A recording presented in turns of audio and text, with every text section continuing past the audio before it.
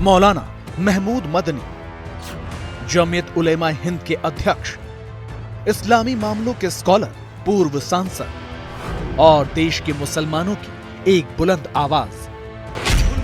मौलाना मदनी मुसलमानों के हक और हुकूक की बात करते हैं। मदनी जब बोलते हैं तो देश की सरकारें भी उन पर गौर करती हैं। मदनी जब कोई फैसला करते हैं तो मुस्लिम समुदाय का बड़ा तबका उस पर अमल करता है। मदनी सियासत से नाता तोड़ चुके हैं, लेकिन वो राजनीति का रुख तय करते हैं। लेकिन मदनी की प्रधानमंत्री मोदी से क्या शिकायतें हैं, क्या नाराजगी है? मदनी के पास ज्ञानवापी के समाधान का क्या फॉर्मूला है? देश का मुसलमान इस वक्त क्या सोच रहा है? इन तमाम सवालों का जवाब एबीपी न्यूज के खास शो प्रेस कॉन्फ्रेंस में मौलाना महमूद मदनी खुद देंगे।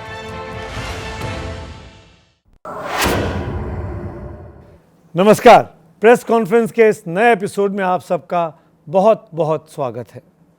इस वक्त देश के सामने कई अहम मुद्दे हैं, लेकिन ज़्यादातर जगहों पर चर्चा एक ही चल रही है, मंदिर, मस्जिद, हिंदू, मुसलमान।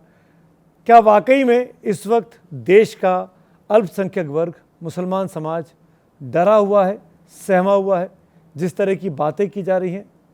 या वाकई में हिंदू पक्ष को ऐसा लगता है कि मुसलमान हर व्यक्ति उनके साथ ज़्यादती करता है?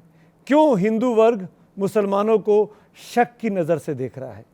मुसलमान समाज इस हालात पर क्या सोच रहा है? इन्हीं गंभीर मुद्दों पर बात करने के लिए आज की इस प्रेस कॉन्फ्रेंस के सबसे खास मेहमान हैं जमीयत उलेमा हिंद के मुखिया, सब सर्वे सर्वा मैं कह सकता हूँ आपको, महमूद मदनी साहब। स्वागत है आपका। मदनी साहब, बीते दिनों हमने आपका एक बहुत इम्पॉर्टेंट भाषण सुना, तकरीर सुनी। आप अपनी तंजीम के साथ थे, बहुत से लोग मौजूद थे, सैकड़ों की संख्या में आप वहाँ पे लेक्चर दे रहे थे। आपकी आंखें परेशान थीं, आंखों में आंसू थे। क्यों परेशान हैं आप? किस बात का डर है आपको? वो आंसू तो दूसरी रीज़न है उसका। परेशानी सिर्फ मेरी नहीं है, सब लोगों की है, और उसमें सिर्फ मुसलमान नहीं है।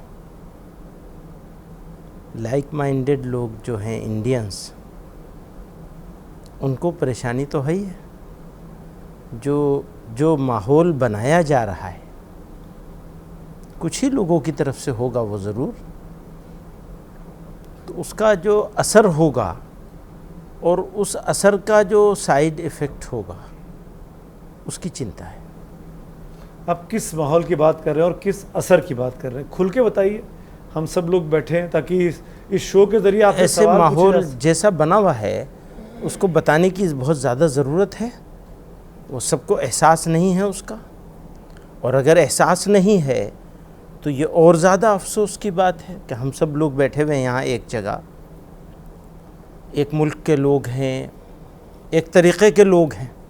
खाने पीने का अलग हो सकता है, इबादतों का तरीक़ा अलग हो सकता है, लेकिन हम तो एक राष्ट्र के लोग हैं।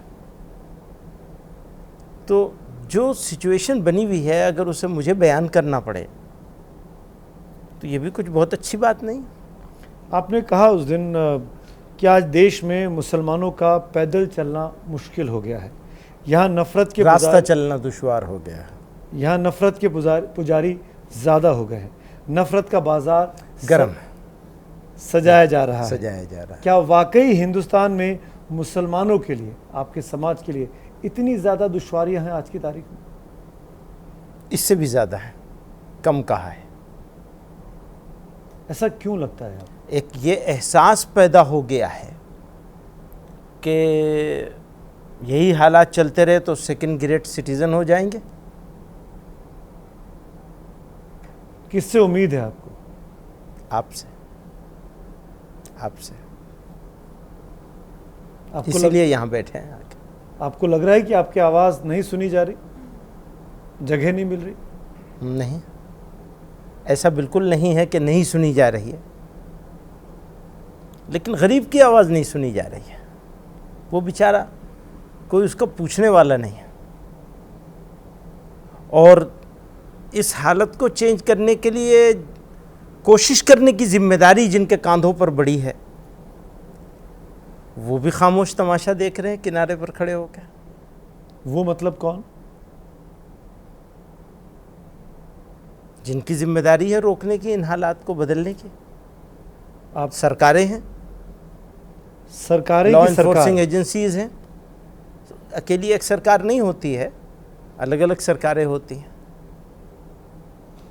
पर जहां तक रहा कचहरी का मामला, ज़्यादातर इंडिविजुअल्स पहुंचे हैं, चाहे गानवापी का मामला हो, चाहे ताजमहल का मामला हो, चाहे कुतुब मीनार का मामला हो। इसमें सरकार का तो कोई रोल साफ तौर पर तो दिखता नहीं। आप सिर्फ इसकी बात कर रहे हैं, मैं टोटल सिचुएशन की बात कर रहा हूँ, बस इतना सा फ़र्क है। आप स्पेसिफिक मुद्दे की बात कर रहे हैं, यही सब आप अभी की specific- बात कर रहे हैं, मैं सालों की बात कर रहा हूँ। सालों से माहौल खराब है। हाँ, माहौल ख़राब हो रहा है, अलग अलग तरह के वाक़यात हो रहे हैं। कितने सालों से माहौल कभी कभी मॉब लिंचिंग का किस्सा चलता है, उससे पहले टेररिज्म के इल्ज़ामात का सिलसिला चला था, एक ही विशेष कम्युनिटी के ख़िलाफ़। आप सिर्फ इशारों में बात करेंगे क्या आज? आप मुझसे कहेंगे कि तुम नाम लो, तो मैं नाम भी ले दूंगा। मुझे बोलने की जरूरत ही नहीं, आपको नाम ले लेना चाहिए। क्यों आप नाम? प्रेस कॉन्फ्रेंस में बैठे हुए नहीं, लेकिन मैं किसी एक आदमी का मामला नहीं है, लंबा मामला है, एक ज़माने का मामला नहीं है, लंबा मामला है, अभी बढ़ गया है बहुत। मतलब आप ये कह रहे हैं कि भाजपा के पहले की जो हुकूमत थी वो भी उनमें जिम्मेदार है, उनमें ये भी जिम्मेदार है। उनमें भी था मामला, अभी और बढ़ गया है, बहुत ज़्यादा बढ़ गया है। ज्यादा जिम्मेदार कौन है, पहले वाले कि आज वाले? देखिए, जब आज की बात हम करेंगे और आज की सिचुएशन ज़्यादा बढ़ी हुई है, तो ज़्यादा जिम्मेदारी तो इनकी ही है, इनसे उम्मीदें भी ज़्यादा हैं। आप प्रधानमंत्री मोदी की तरफ बोल रहे हैं? मैं सब लोगों की, सारी सरकारों के बारे में बात कर रहा हूँ। और ऑफ कोर्स प्राइम मिनिस्टर हमारे नरेंद्र मोदी साहब हैं, तो उनका वो तो नज़र में होंगे ही। आपको लग रहा है कि आपकी उम्मीदों पर खरे नहीं उतरे हैं या कोशिश करते हुए नहीं दिख रहे हैं? मैंने यही कहा है ना कि जो कोशिश होनी चाहिए वो नज़र नहीं आ रही है। पर यही जहाँ तो तक अर्ज़ कर रहा हूँ मैं आपसे। जानता हूँ मदनी साहब, आपके संबंध बड़े अच्छे रहे हैं सरकार के साथ। वो एक कोशिश हमारी हमेशा रही है कि सबके साथ संबंध रहना चाहिए। हमारी सरकार है, तो आप हमारे प्राइम मिनिस्टर हैं, हमारे चीफ मिनिस्टर बिल्कुल हैं। हम सबके प्राइम मिनिस्टर हैं। हाँ, तो हमें उनसे संबंध रखना चाहिए, अपनी शिकायत भी पहुंचानी चाहिए, कुछ अच्छा करें तो अच्छे की तारीफ भी करनी चाहिए, कुछ गलत हो तो उसे क्रिटिसाइज़ भी करना चाहिए। ये नेचुरल चीज़ है, वो हमने रखा है हमेशा। तो आपको इसी लगता के है तहत अभी भी कह रहे हैं बात, इसी उम्मीद पे कह रहे हैं। यही कि उनको कुछ बोलना चाहिए? आपके प्लेटफॉर्म से भी इसीलिए कह रहे हैं, यही कि उनको कुछ बोलना चाहिए, इसको करना रोक लगाने- चाहिए। क्या बोलना भी कहना काफी चाहते हैं? नहीं, बोलिए ना, आज आप खुल के बोलिए। उनको करना चाहिए, क्या यही आप करना अगर चाहिए। प्रधानमंत्री होते और ये देखिए सिचुएशन सुनिए, होती? देखिए सुनिए, कानून जो है सबके लिए एक होना चाहिए, इम्प्लीमेंटेशन सबके लिए एक होना चाहिए, डबल स्टैंडर्ड नहीं होना चाहिए। जालिम में, मजलूम में, कातिल में, मकतूल में एक जैसा मामला होना चाहिए। गलत आप करें या मैं करूं, जो इंसाफ करने वाले लोग हैं, जो कानून को इम्प्लीमेंट करने वाली एजेंसीज़ हैं, उनका रवैया एक जैसा होना चाहिए। आपने कहा कि डबल स्टैंडर्ड, आपको लगता है कि सरकार का दोहरा रवैया है, डबल स्टैंडर्ड है? वही तो मैं कह रहा हूँ, और यही तो मैं आपसे बस अर्ज कर रहा सरकार हूँ। तो कहती है कि हम सबका साथ, सबका प्रयास, सबका विकास, सबके लिए काम कर रहे हैं। सड़क बनती है तो सारा आदमी चलता है। हाँ, अच्छी सरकार बात है। तो ये नहीं कहती है कि हम किसी के साथ भेदभाव एक कर बात रहे हैं। बताइए, जीत रहे हैं सड़क चुनाव। होना, एयरपोर्ट्स होना, बिजली का होना, डेवलपमेंट का होना एक मुल्क के तरक्की के लिए ज़रूरी है। उसके बग़ैर मुल्क का डेवलपमेंट, विकास नज़र नहीं आएगा और ज़मीन पर नहीं उतरेगा।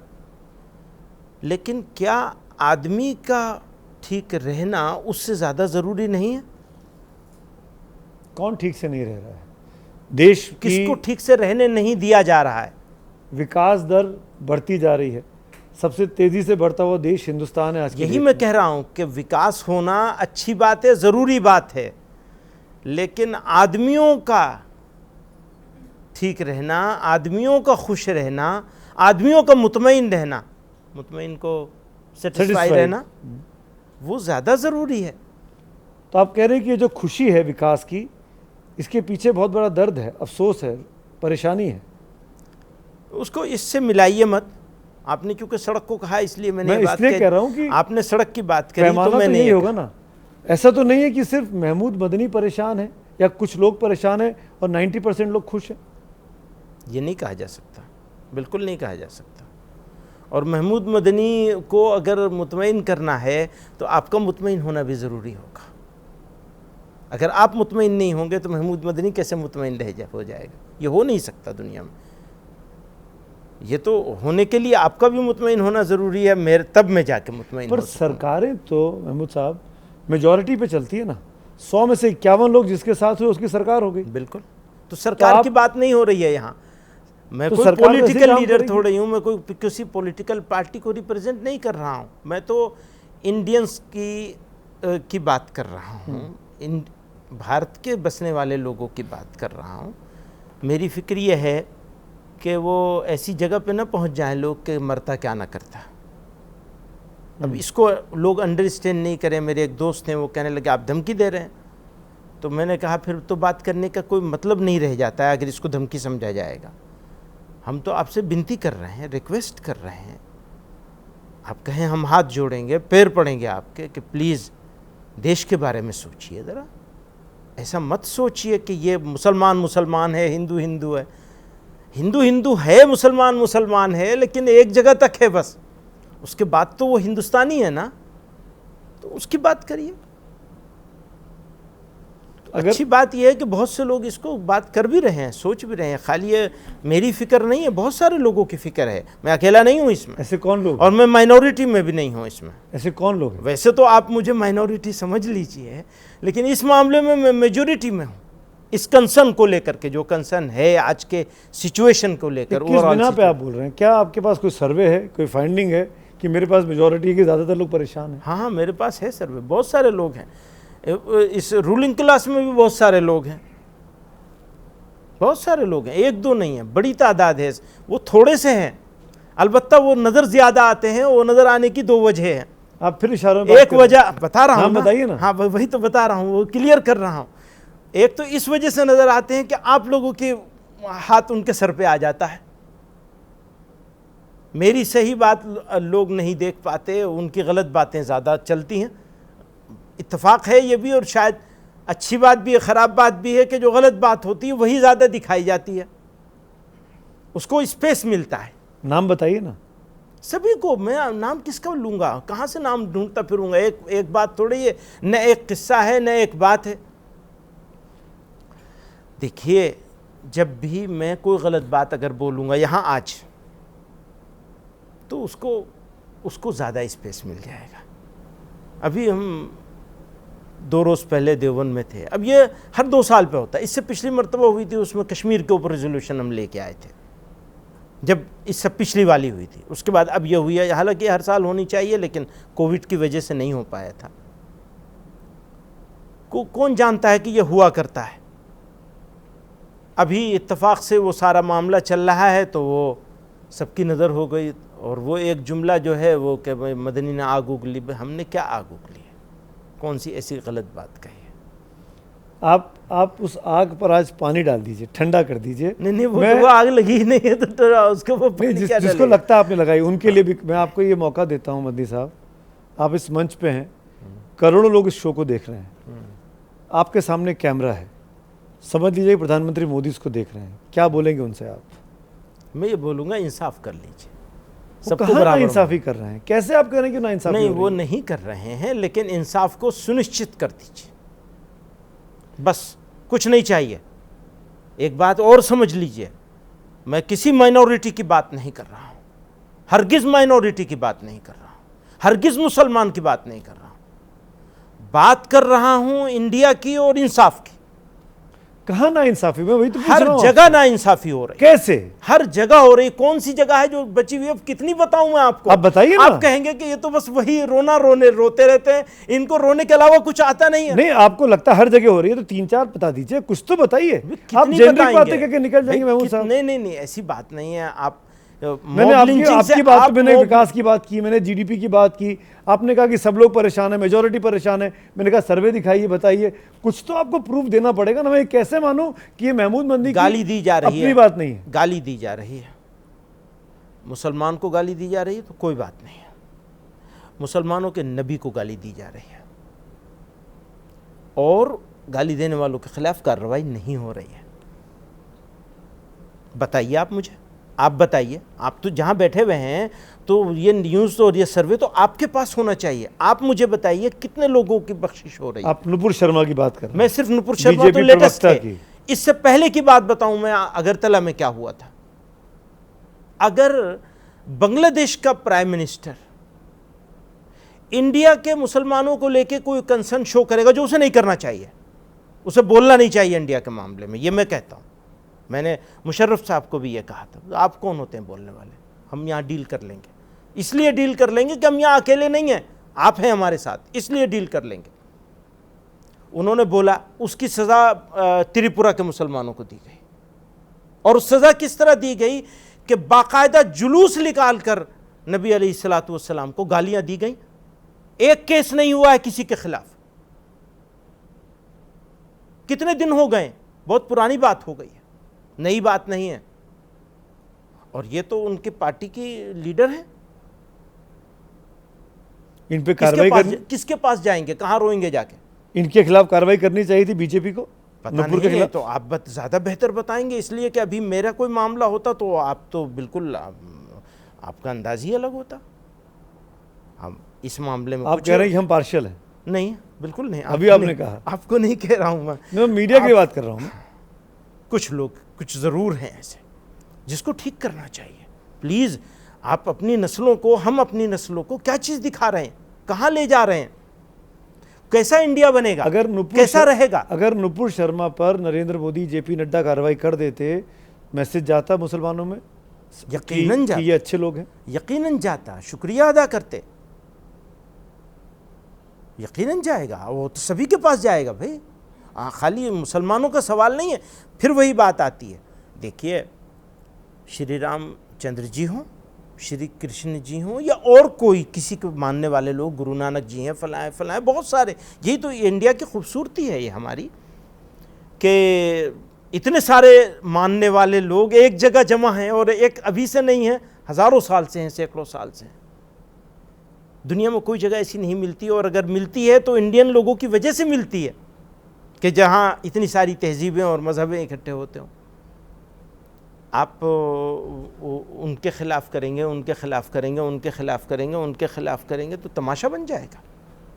इस पर तो सख्ती के साथ होना चाहिए, आयन हैंड से होना चाहिए, किसी की रियायत नहीं होनी चाहिए। अब यही तो मैं अर्ज़ कर रहा हूँ। आप बहुत अच्छी बात कह रहे हैं, सारे जहाँ से अच्छा हिंदुस्तान हमारा, हम बुलबुल हैं इसकी, ये गुलिस्तां हमारा, हम सब मिल के हिंदुस्तान बना है। उसी बात को मैं आगे बढ़ाता हूँ। आपने श्री कृष्ण जी की बात की, आपने श्री राम की बात की, शिव जी भी हैं। काशी ज्ञानवापी का मामला बहुत गर्म है। जो तस्वीरें सामने आई हैं, जो वीडियो सामने आए हैं, जो रिपोर्ट सामने आई कोर्ट कमिश्नर की, देखिए आपने, देखा है आपने वो वीडियो? नहीं, मैंने नहीं देखा। देखिए, सामने चल रहा है। ये ज्ञानवापी का सर्वे का जो हुआ है अभी पिछले दिनों, उसका वीडियो है। तमाम ऐसे निशान दिखते हैं जहाँ पे ऐसा लगता है कि ये कभी कोई किसी और मज़हब का, किसी और धर्म का मंदिर रहा होगा, हिंदुओं का मंदिर रहा होगा। आपने जब इस वीडियो को देखा, या चलिए मैं मान लूँ कि आपने नहीं देखा अभी तो, अब जब आप देखते हैं तो आप क्या कहना चाहेंगे? मैं सिर्फ दो बात कहना चाहता हूँ। किसी भी सभ्य समाज में झगड़ों को, इख्तलाफ को, डिस्प्यूट को निपटाने के दो तरीक़े होते हैं। एक तरीक़ा है समझौते का, दूसरा तरीक़ा है कोर्ट का, तीसरा कोई तरीक़ा नहीं है। ये मंच नहीं हो सकता, समस्या के समाधान का मंच ये नहीं हो सकता। हो क्या रहा है, लोग मुर्गे लड़ा रहे हैं। तो हम लोगों ने ये फैसला किया है कि जहाँ जो तरीक़ा सही है सुलझाने का, उस तरीक़े को अपनाया जाए, दूसरे तरीक़ों को अवॉइड किया जाए, उससे बचा जाए। आपके हिसाब से, इंडिविजुअल की बात कर रहा हूँ मैं, सिर्फ महमूद मदनी से पूछ रहा हूँ, क्या आपको लगता है कि इन तस्वीरों के सामने आने के बाद, इस वीडियो के सर्वे रिपोर्ट के सामने आने के बाद मामला समझौते के स्तर पर आ सकता है या कोर्ट का इंतजार करना आ सकता है या नहीं मैं नहीं जानता, लेकिन मैं ये जानता हूँ कि अगर समझौता हो तो सबसे अच्छी चीज़ है, नहीं तो फिर कोर्ट मौजूद है बस। क्योंकि जो तस्वीरें हैं, मेजॉरिटी लोग, ज़्यादातर हिंदू लोग कह रहे हैं कि वो शिवलिंगी है, वो फव्वारा नहीं है, उसके साथ छेड़खानी की गई है और ऐतिहासिक सबूत भी हैं। हाँ, अगर हम जाएं, मैंने तो नंगी आंखों से देखा है, आपने भी देखा होगा कि जो मस्जिद बनी है वो उसके नीचे का जो बेस है वो किसी टेम्पल का दिखता है, वो हिंदू के मीनारे पिलर्स दिखाई देते हैं। वही मैं कह रहा हूँ ना कि उसका ये हम यहाँ क्या डिस्कशन करेंगे उसके बारे में। हमारे यहाँ ये फैसला है हम सब लोगों का कि उसके बारे में टीवी चैनलों पर, पब्लिक जगहों पर, सड़क पर, मीडिया पर इसका डिस्कशन नहीं होना चाहिए। आपकी बात 1 मिनट में मान भी लेता हूँ महमूद साहब। जिस जगह आप बैठे हैं ना, 2-3 हफ्ते पहले उमा भारती जी उसी कुर्सी पर बैठी थी। उन्होंने बहुत दिल से एक बात की कि भाई अयोध्या तो हो गया, मथुरा और काशी भी दे दो, बात ख़त्म हो जाएगी। क्या समाज आपका इस बारे में सोच सकता है मथुरा काशी हिंदू समाज को दिए जा सकते? क्योंकि उनका दो अलग अलग बातें हैं। एक बात है देने की, मैं इसके बारे में क्या कहूँगा। एक बात है समझौते की, तो समझौते को कभी भी नकारा नहीं जा सकता। समझौता हो जाए, इससे अच्छी कोई बात नहीं। आप पहल करेंगे समझौते के लिए? नहीं, मेरी पोजीशन नहीं है, पोजीशन मेरी नहीं है कि मैं जमीयत उलेमा हिंद की क्या पोजीशन है और आप उसमें किस पोजीशन पे बैठे हैं हम सब जानते हैं। नहीं, वो मेरी पोजीशन नहीं है। इसमें जो है कमेटी जो लोग लड़ रहे हैं उन्हीं लोगों को इसको देखना होगा। ये मामला लोकल है, लोकल ही रहना चाहिए, नेशनल नहीं बनाना चाहिए। नेशनल बन चुका है। हाँ, आप कह रहे हैं तो मैं मान लेता हूँ कि नेशनल बन गया होगा, लेकिन हमारे यहाँ यही फैसला है हम लोगों का कि इसको लोकल रहने देना है। हम लोग इसमें घुसेंगे नहीं, बिल्कुल नहीं घुसेंगे। पर all India Muslim personal law board Ayodhya के मामले में तो था सामने। हाँ, जमीयत भी थी उस मामले में, जमीयत भी थी, लेकिन इस मामले में हम कम से कम जमीयत का यही फैसला है अभी तक का। हम नहीं, हो सकता है कल चेंज हो जाए और कुछ अच्छा हो जाए मुल्क के लिए, सब लोगों के लिए, सारी कम्युनिटीज़ के लिए, तो वो कोई हमारा रोल होगा अच्छा करने में, तो हम तो उसको पीछे नहीं हटेंगे उससे। लेकिन ये कि हम इस मामले में अभी कुछ नहीं। हो सकता है कि आप और आपकी जमीयत इस मामले में कुछ ना बोले, जैसा कि आप बोल रहे हैं, पर बात तो हैदराबाद तक चली गई है। हैदराबाद के नेता तो रोज़ प्रेस कॉन्फ्रेंस कर रहे हैं ओवैसी साहब, और पुरजोर तरीके से कह रहे हैं। कोई तो करेगा ना, किसी को तो करना ही चाहिए। हो सकता है उनके हाथ से भी कुछ अच्छा काम हो जाए। आप उसको ठीक मान रहे हैं जो वो कर रहे हैं? अच्छा, ठीक गलत तो अलग अलग सोचने के अंदाज होते हैं, लेकिन ये कि मैं नहीं करूँगा तो कोई तो करेगा उसे। आप कर नहीं रहे हैं तो वो कर रहे हैं। हाँ, ठीक है, तो आप वो मुतमईन हैं? नहीं, ये तो नहीं कह सकता कि मैं मुतमईन हूँ। क्या शिकायत है फिर आपको ओवैसी साहब से? आपको क्या शिकायत है? मुझे शिकायत, मुझसे सवाल आप क्यों पूछ रहे हैं मुझे नहीं पता, पर मैं आपको जवाब ज़रूर देना चाहूँगा। सवाल हालांकि काम पूछना मेरा है, जवाब देना काम आज आपका है। मुझे उनसे कोई शिकायत नहीं है। मुझे उनसे सिर्फ एक ही शिकायत है कि वो हमारे चैनल को कम समय देते हैं, दूसरे चैनल पे ज़्यादा जाते हैं। तो ये शिकायत तो बहुत जायज़ शिकायत है, इसे उन्हें दूर करना चाहिए फ़ौरन। अब आप बताइए, आपको क्या शिकायत है? हंसी मजाक दूर की बात। ऐसा है, मुल्क में पब्लिक डोमेन में जो लोग रहते हैं, हमारी ऑर्गेनाइजेशन का ऐसा मानना है कि मुसलमान के बजाय मुसलमान और लाइक माइंडेड नॉन मुस्लिम्स को साथ लेकर के मुल्क की तामीर में, मुल्क की तरक्की में सबको मिलकर काम करना चाहिए। और जो कंटेंजस इश्यूज़ हैं, इख्तलाफी मामलात हैं, उनके ऊपर टोन रीज़नेबल होनी चाहिए, अनरीज़नेबल नहीं होनी चाहिए। और कई मर्तबा सच्ची बात भी बोलने से में एहतियात करनी चाहिए, ताकि जो फ्रिंज एलिमेंट है किसी भी तरफ का, उसको उसके बहाने से चीज़ों को ख़राब करने का मौका ना मिले। आप कह रहे हो ओवैसी साहब बड़ बोले। पॉलिटिक्स जो है, असल में पॉलिटिक्स की हर प्रॉब्लम है। पॉलिटिकल लोग, पॉलिटिकल पार्टीज लोगों को बांट कर फ़ायदा उठाना चाहते हैं, और हम लोगों का ये मानना है कि लोगों को जोड़कर फ़ायदा उठाया जाए तो बहुत अच्छी बात है, तोड़कर फ़ायदा नहीं उठाया जाना चाहिए। तो आप कह रहे हैं कि ओवैसी साहब बड़ बोले हैं, आउटस्पोकन, नहीं, ज़्यादा बोलते हैं, ये बात नुकसान नहीं, करते हैं। ये बात नहीं है। अपने प्रेजेंट करने का अपना स्टाइल होता है, उनका एक स्टाइल है। मैं उनको ऐसा कहें, अगर मैं उनका विरोधी नहीं हूँ, डिफरेंसेस हैं ज़रूर, बिल्कुल विरोधी नहीं हूँ, डिफरेंसेस ज़रूर हैं, और मैं उनको प्रेशर कुकर की सीटी की तरह समझता हूँ। मतलब कोई नहीं बोल रहा है, प्रेशर ज़्यादा होगा तो कोई तो बोलना चाहिए, और वो सीटी नागवार होती है। कभी कभी आप कोई ज़रूरी काम कर रहे हैं और किचन में से सीटी की आवाज़ आ रही है, लेकिन वो खाने को भी ठीक रखती है और हमारी सेहत को भी ठीक रखती है, किचन को भी ठीक रखती है और उसको फटने से बचाती है। आप क्यों नहीं बोलते हैं?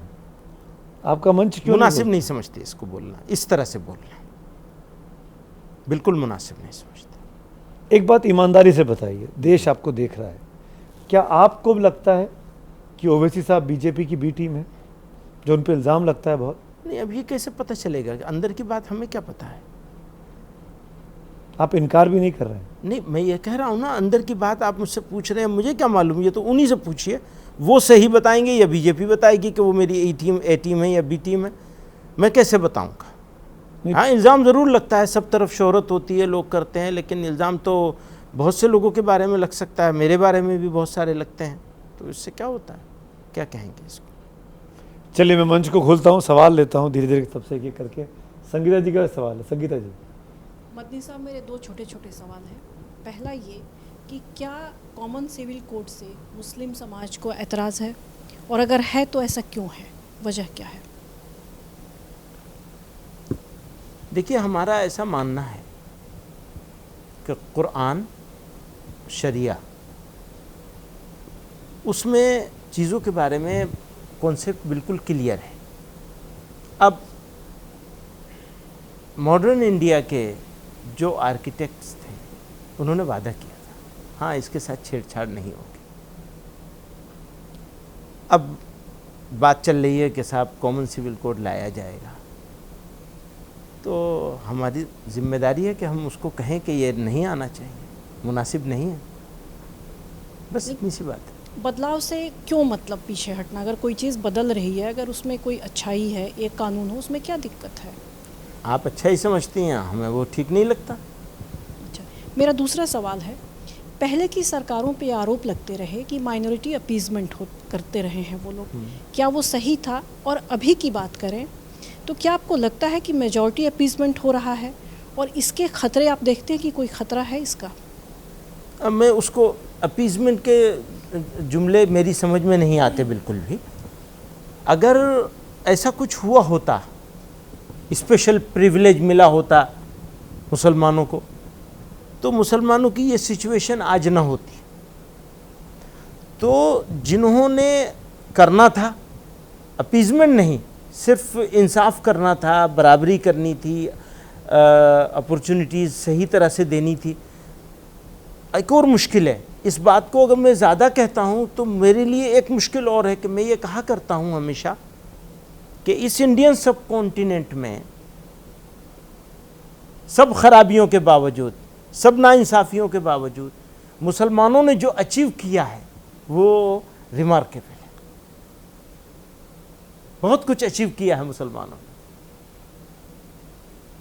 अब ये जो मेजॉरिटी की बात आप कर रही हैं,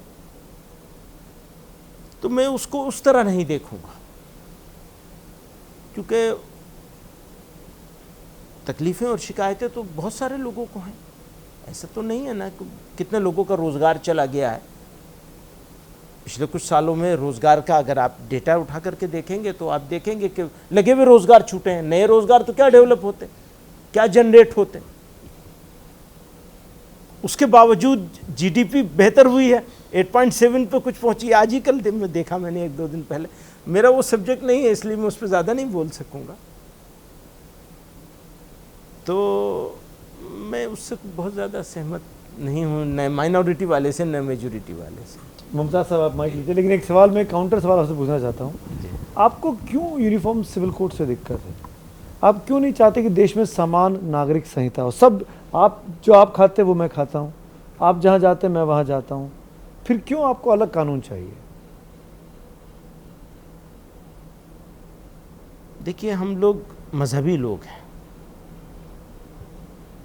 एक मजहबी ग्रुप है, धार्मिक ग्रुप है, रिलीजियस ग्रुप है। उसको पहले भी ये डर था कि हमारी चीज़ें हमसे छिन रही हैं, अभी भी ये डर है। इसका ताल्लुक डर से ज़्यादा है, एक बात। दूसरी बात ये कि शरीयत जो है, हम ऐसा समझते हैं कि ये कंप्लीट है, इसमें मुदाखलत की ज़रूरत नहीं है, रिफॉर्म की ज़रूरत है। अच्छा, रिफॉर्म कानून से नहीं होता है, रिफॉर्म सोसाइटी के करने से होता है। तो आप इसमें हमारी मदद कीजिए कि हम इसको अच्छे से रिफॉर्म लेकर के आए। हिंदू भी आप तलाक की बात करते हैं, जैसे मेरा सवाल हिंदुओं जैसे में तलाक की बात करते हैं, तो मैं ये कहता हूँ कि आप ट्रिपल तलाक की बात करते हैं, उसके लिए कानून लेकर के आ गए, बन भी गया कानून। मैं ये कहता हूँ कि एक भी नहीं होनी चाहिए, 3 की क्या बात है, एक तलाक भी नहीं होनी चाहिए, ऐसा अरेंजमेंट होना चाहिए। तलाक तो बिल्कुल मजबूरी की चीज़ है, ये शौक की चीज़ नहीं है, पसंद की चीज़ नहीं है कि वो जो जब जी में आया तलाक दे ली। क्या मतलब है इसका? मदनी साहब, तलाक एक भी नहीं होनी चाहिए। जी, मदनी साहब आप कह रहे हैं कि डर की वजह से लोग मतलब नहीं, ये एक बात कही है मैंने। आपने जो कहा ये डर असल हटाना, मुद्दा जो है वो यही है कि हम शरीयत में ये हमें ये यकीन दहानी नहीं कराएंगे। मेरा सवाल है मदनी साहब आपसे। अंबर जी, मेरा नाम अंबर जैदी है और सवाल मेरा आपसे ये है कि अभी आपने थोड़ी देर पहले जब सुमित जी बात कर रहे थे तो आपने कहा था कि एक देश में सबके लिए एक जैसा कानून होना चाहिए। मैं सोशल एक्टिविस्ट हूँ और जर्नलिस्ट भी हूँ। यूनिफॉर्म सिविल कोड के लेकर मेरी याचिका भी है 2018 से और अभी सुप्रीम कोर्ट में भी है वो। मेरा सवाल आपसे ये है कि अभी आपने कहा कि एक देश में सबके लिए एक जैसा कानून होना चाहिए, लेकिन जब यूनिफॉर्म सिविल कोड की बात आती है तो आप कहते हैं कि हम खुलकर विरोध करेंगे। आपने एक और बात कही कि हम मजहबी लोग हैं और शरीयत में मुदाखलत नहीं हो सकती, जबकि सीआरपी से हम पीनल कोड की बात करते हैं तो वो भारतीय दंड संहिता के हिसाब से ही सब पे लागू होता है। तो फिर सिविल मैटर्स में क्यों नहीं? ये बहुत पुरानी बात है। मैं इसके जवाब में कहना चाहता हूँ, अगर सिस्टम ऐसा बना दिया जाए कि क्रिमिनल जस्टिस जो है, सिस्टम जो है, उसमें शरीयत के मुताबिक होने लगे तो हम उसको और ज़्यादा वेलकम करेंगे। वो तो हमने मजबूरी में छोड़ा है उसको भी, और आपने उसको भी मजबूरी, जैसे अभी ट्रिपल तलाक वाला कानून बन गया तो मजबूर है, छोड़ दिया उसे, क्या करेंगे? जी, क्या करेंगे? ऐसी उसको भी मजबूरी में छेड़ा है। ये नहीं है कि अपने शौक से छोड़ा है कि जो क्रिमिनल तो सबके लिए एक जैसा कर दो। पर्सनल लॉ में जो है वो हमें ये 3-4 चीज़ें तो मिली हुई हैं, वो छोटी छोटी हैं 3-4 चीज़ें, कोई बड़ी चीज़ नहीं मिली हुई है ऐसी। वो ले भी लेंगे तो कुछ बिगड़ने वाला नहीं है, माफी के साथ। आप चाह रहे हैं शरीयत से देश चले? आप चाह रहे हैं शरीयत ऐसे तो फिर सबके लिए धर्म के आधार पर कानून हो जाएंगे तो फिर शरीयत तो कानून से ही चलेगा ना। कॉम्प्लेक्सिटीज, लीगल कॉम्प्लेक्सिटीज बढ़ नहीं जाएंगी। वैसे ही हमारे देश में पेंडेंसी ऑफ केसेस बहुत ज़्यादा है, जजेस की बहुत कमी है। तो आपको नहीं लगता अगर धर्म के आधार पर पीनल कोड भी और सिविल कोड भी होगा तो बहुत ज़्यादा काम ही बढ़ जाएगा? कह रहा हूँ कि मुझे आप अगर मैं ये कहूँ कि नहीं जी आप क्रिमिनल लॉ जो है वो वैसे ही रहने दें, मैं क्यों कहूँ ये? मैं तो ये कह रहा हूँ कि आप उसको भी वैसे ही कर दीजिए, मगर हमारे लिए अच्छा होगा। तो संविधान से देश ना चले? नहीं, क्यों संविधान में ही प्रोविजन कर देंगे ना, एक जैसा कर दीजिए ना। अरे भाई एक जैसा कर दीजिए, तो एक जैसा करने के लिए भी एक प्रोसेस ठीक तरीके से होना चाहिए ना। बट अभी तो कोई ड्राफ्ट भी रेडी नहीं है। 75 साल हो गए सर। वही मैं कह रहा हूँ, ड्राफ्ट भी रेडी नहीं है अभी। तो आप इनिशिएटिव ले सकते हैं कि अच्छा कुछ इनपुट्स दें जो शरीयत में पॉजिटिव चीजें कोई हैं वो इनपुट्स लेगा? आप शुरुआत तो ट्रिपल कर तलाक के सकेंगे। बारे में किसी ने बात करी किसी से? अब वो कहते हैं ये सब मरोड़ उठ रहा है मौलवियों के पेट में, मौलवी तो खाली हो गए, अब इनको सरकार पूछ नहीं रही है। मैंने कल परसों ही सुना, किसी ने कहा, अभी के शायद प्लेटफॉर्म पे किसी ने कहा कि अरे इनको तो कोई पूछ नहीं रहा है। अच्छा सही बात है, कोई पूछ नहीं रहा है। अच्छा वो जो नहीं पूछ रहा है वो भी सही कर रहा है, वो किसके पास जाएंगे? पर बात ये है कि हमें अपनी बात कहने तो दीजिए ना। वो हम कह रहे हैं, बिल्कुल कहिए, वो हम कहेंगे। मुमताज साहब हैं, मैं परिचय दे दूं पहले आपका, जरूरी है। ये ओवैसी साहब की पार्टी के प्रवक्ता भी हैं। अरे वाह, मुमताज साहब हैं। जी अब बोलिए। लेकिन अभी तो ये जर्नलिस्ट की हैसियत से बैठे हाँ। हुए हैं, यहाँ तो पार्टियों के प्रवक्ता नहीं, नहीं नहीं, बैठते हैं। हाँ नहीं, नहीं, पर मैंने- तो अभी आप मैंने- जर्नलिस्ट की हैसियत से बात करेंगे। नहीं नहीं, हाँ। बिल्कुल। मेरा बुनियादी सवाल ये है कि क्या आप ये मानते हैं कि इस वक्त जो कुछ हो रहा है वो सियासी लड़ाई है? मुल्क में जो कुछ हो रहा है, क्योंकि हर चीज़ सियासत से तय हो रही है, क्या आपको लगता है कि लड़ाई हो जो है वो सकता सियासी है? आपकी बात भी सही हो सकता है, बिल्कुल। नहीं, सियासी लड़ाई है या नहीं है इस वक्त जो कुछ हो रहा है? पता नहीं है, कुछ बात ऐसी है कि कुछ कहते हैं सियासी लड़ाई है, जैसा कि आप कह रहे हैं, सवाल कर रहे हैं, उस सवाल को सही भी माना जा सकता है, एग्री किया जा सकता है। नहीं, लेकिन अगर- साथ में ये भी है कि भाई जो है वो इन लोगों को उनकी सही जगह पे रखो, मुसलमानों को। अब मुसलमानों की सही जगह क्या होगी, ये फैसला करना मुश्किल है। नहीं, अगर अब ये मान लेते हैं कि ये सियासी कुछ लड़ाई लोगों का सोचना ये है, चाहे वो कितने हों तादाद में, 2% भी हो सकते हैं, 20 भी हो सकते हैं, और इससे ज़्यादा नहीं हो सकते हैं। उनका सोचना ये है कि मुसलमानों को जिस जगह पे पिछले 70-72 सालों में, या और कुछ कम कर लें उसे 65 सालों में, जिस जगह पे रखा गया, मुसलमान इस काबिल नहीं थे कि उन्हें उस जगह पे रखा जाता। अब इन्हें सेकंड ग्रेड पे रखना है, नहीं, ये है प्रॉब्लम। मैं ये कह रहा हूँ कि अगर आप ये मान लें कि ये सियासी लड़ाई है, तो आपके पास सियासी प्लेटफॉर्म क्या है? क्या आपको नहीं लगता कि सियासी प्लेटफॉर्म होना चाहिए? आरएसएस इतनी बड़ी तंजीम थी, इसके बावजूद उसने अपना एक पॉलिटिकल, एक सियासी प्लेटफॉर्म बनाया, और आज वो इतनी ताकतवर हो गई कि हर चीज़ को नाफिज कर सकती है। आप मांगते ही रहेंगे, या आपका कोई सियासी प्लेटफॉर्म होगा, या है तो कौन सा है? मेरा कोई सियासी प्लेटफॉर्म क्यों होगा? मेरा सियासी प्लेटफॉर्म वही नहीं, क्यों होगा नहीं जो होगा? इंडियंस का होगा। हम तो सबके साथ मिल करके, नमाज हम मस्जिद में अलग पढ़ेंगे, वो मजबूरी है, वो हमारे साथ कोई आएगा नहीं वहाँ नमाज पढ़ने के लिए। मस्जिद में हम नमाज अलग पढ़ेंगे, खाना भी साथ खा लेंगे और कभी अलग खा लेंगे, जब खाने में कभी कभी अलग भी खाना पड़ता है साथ रहते हुए भी। लेकिन हम सियासत भी अलग करें, इसकी क्या मतलब है?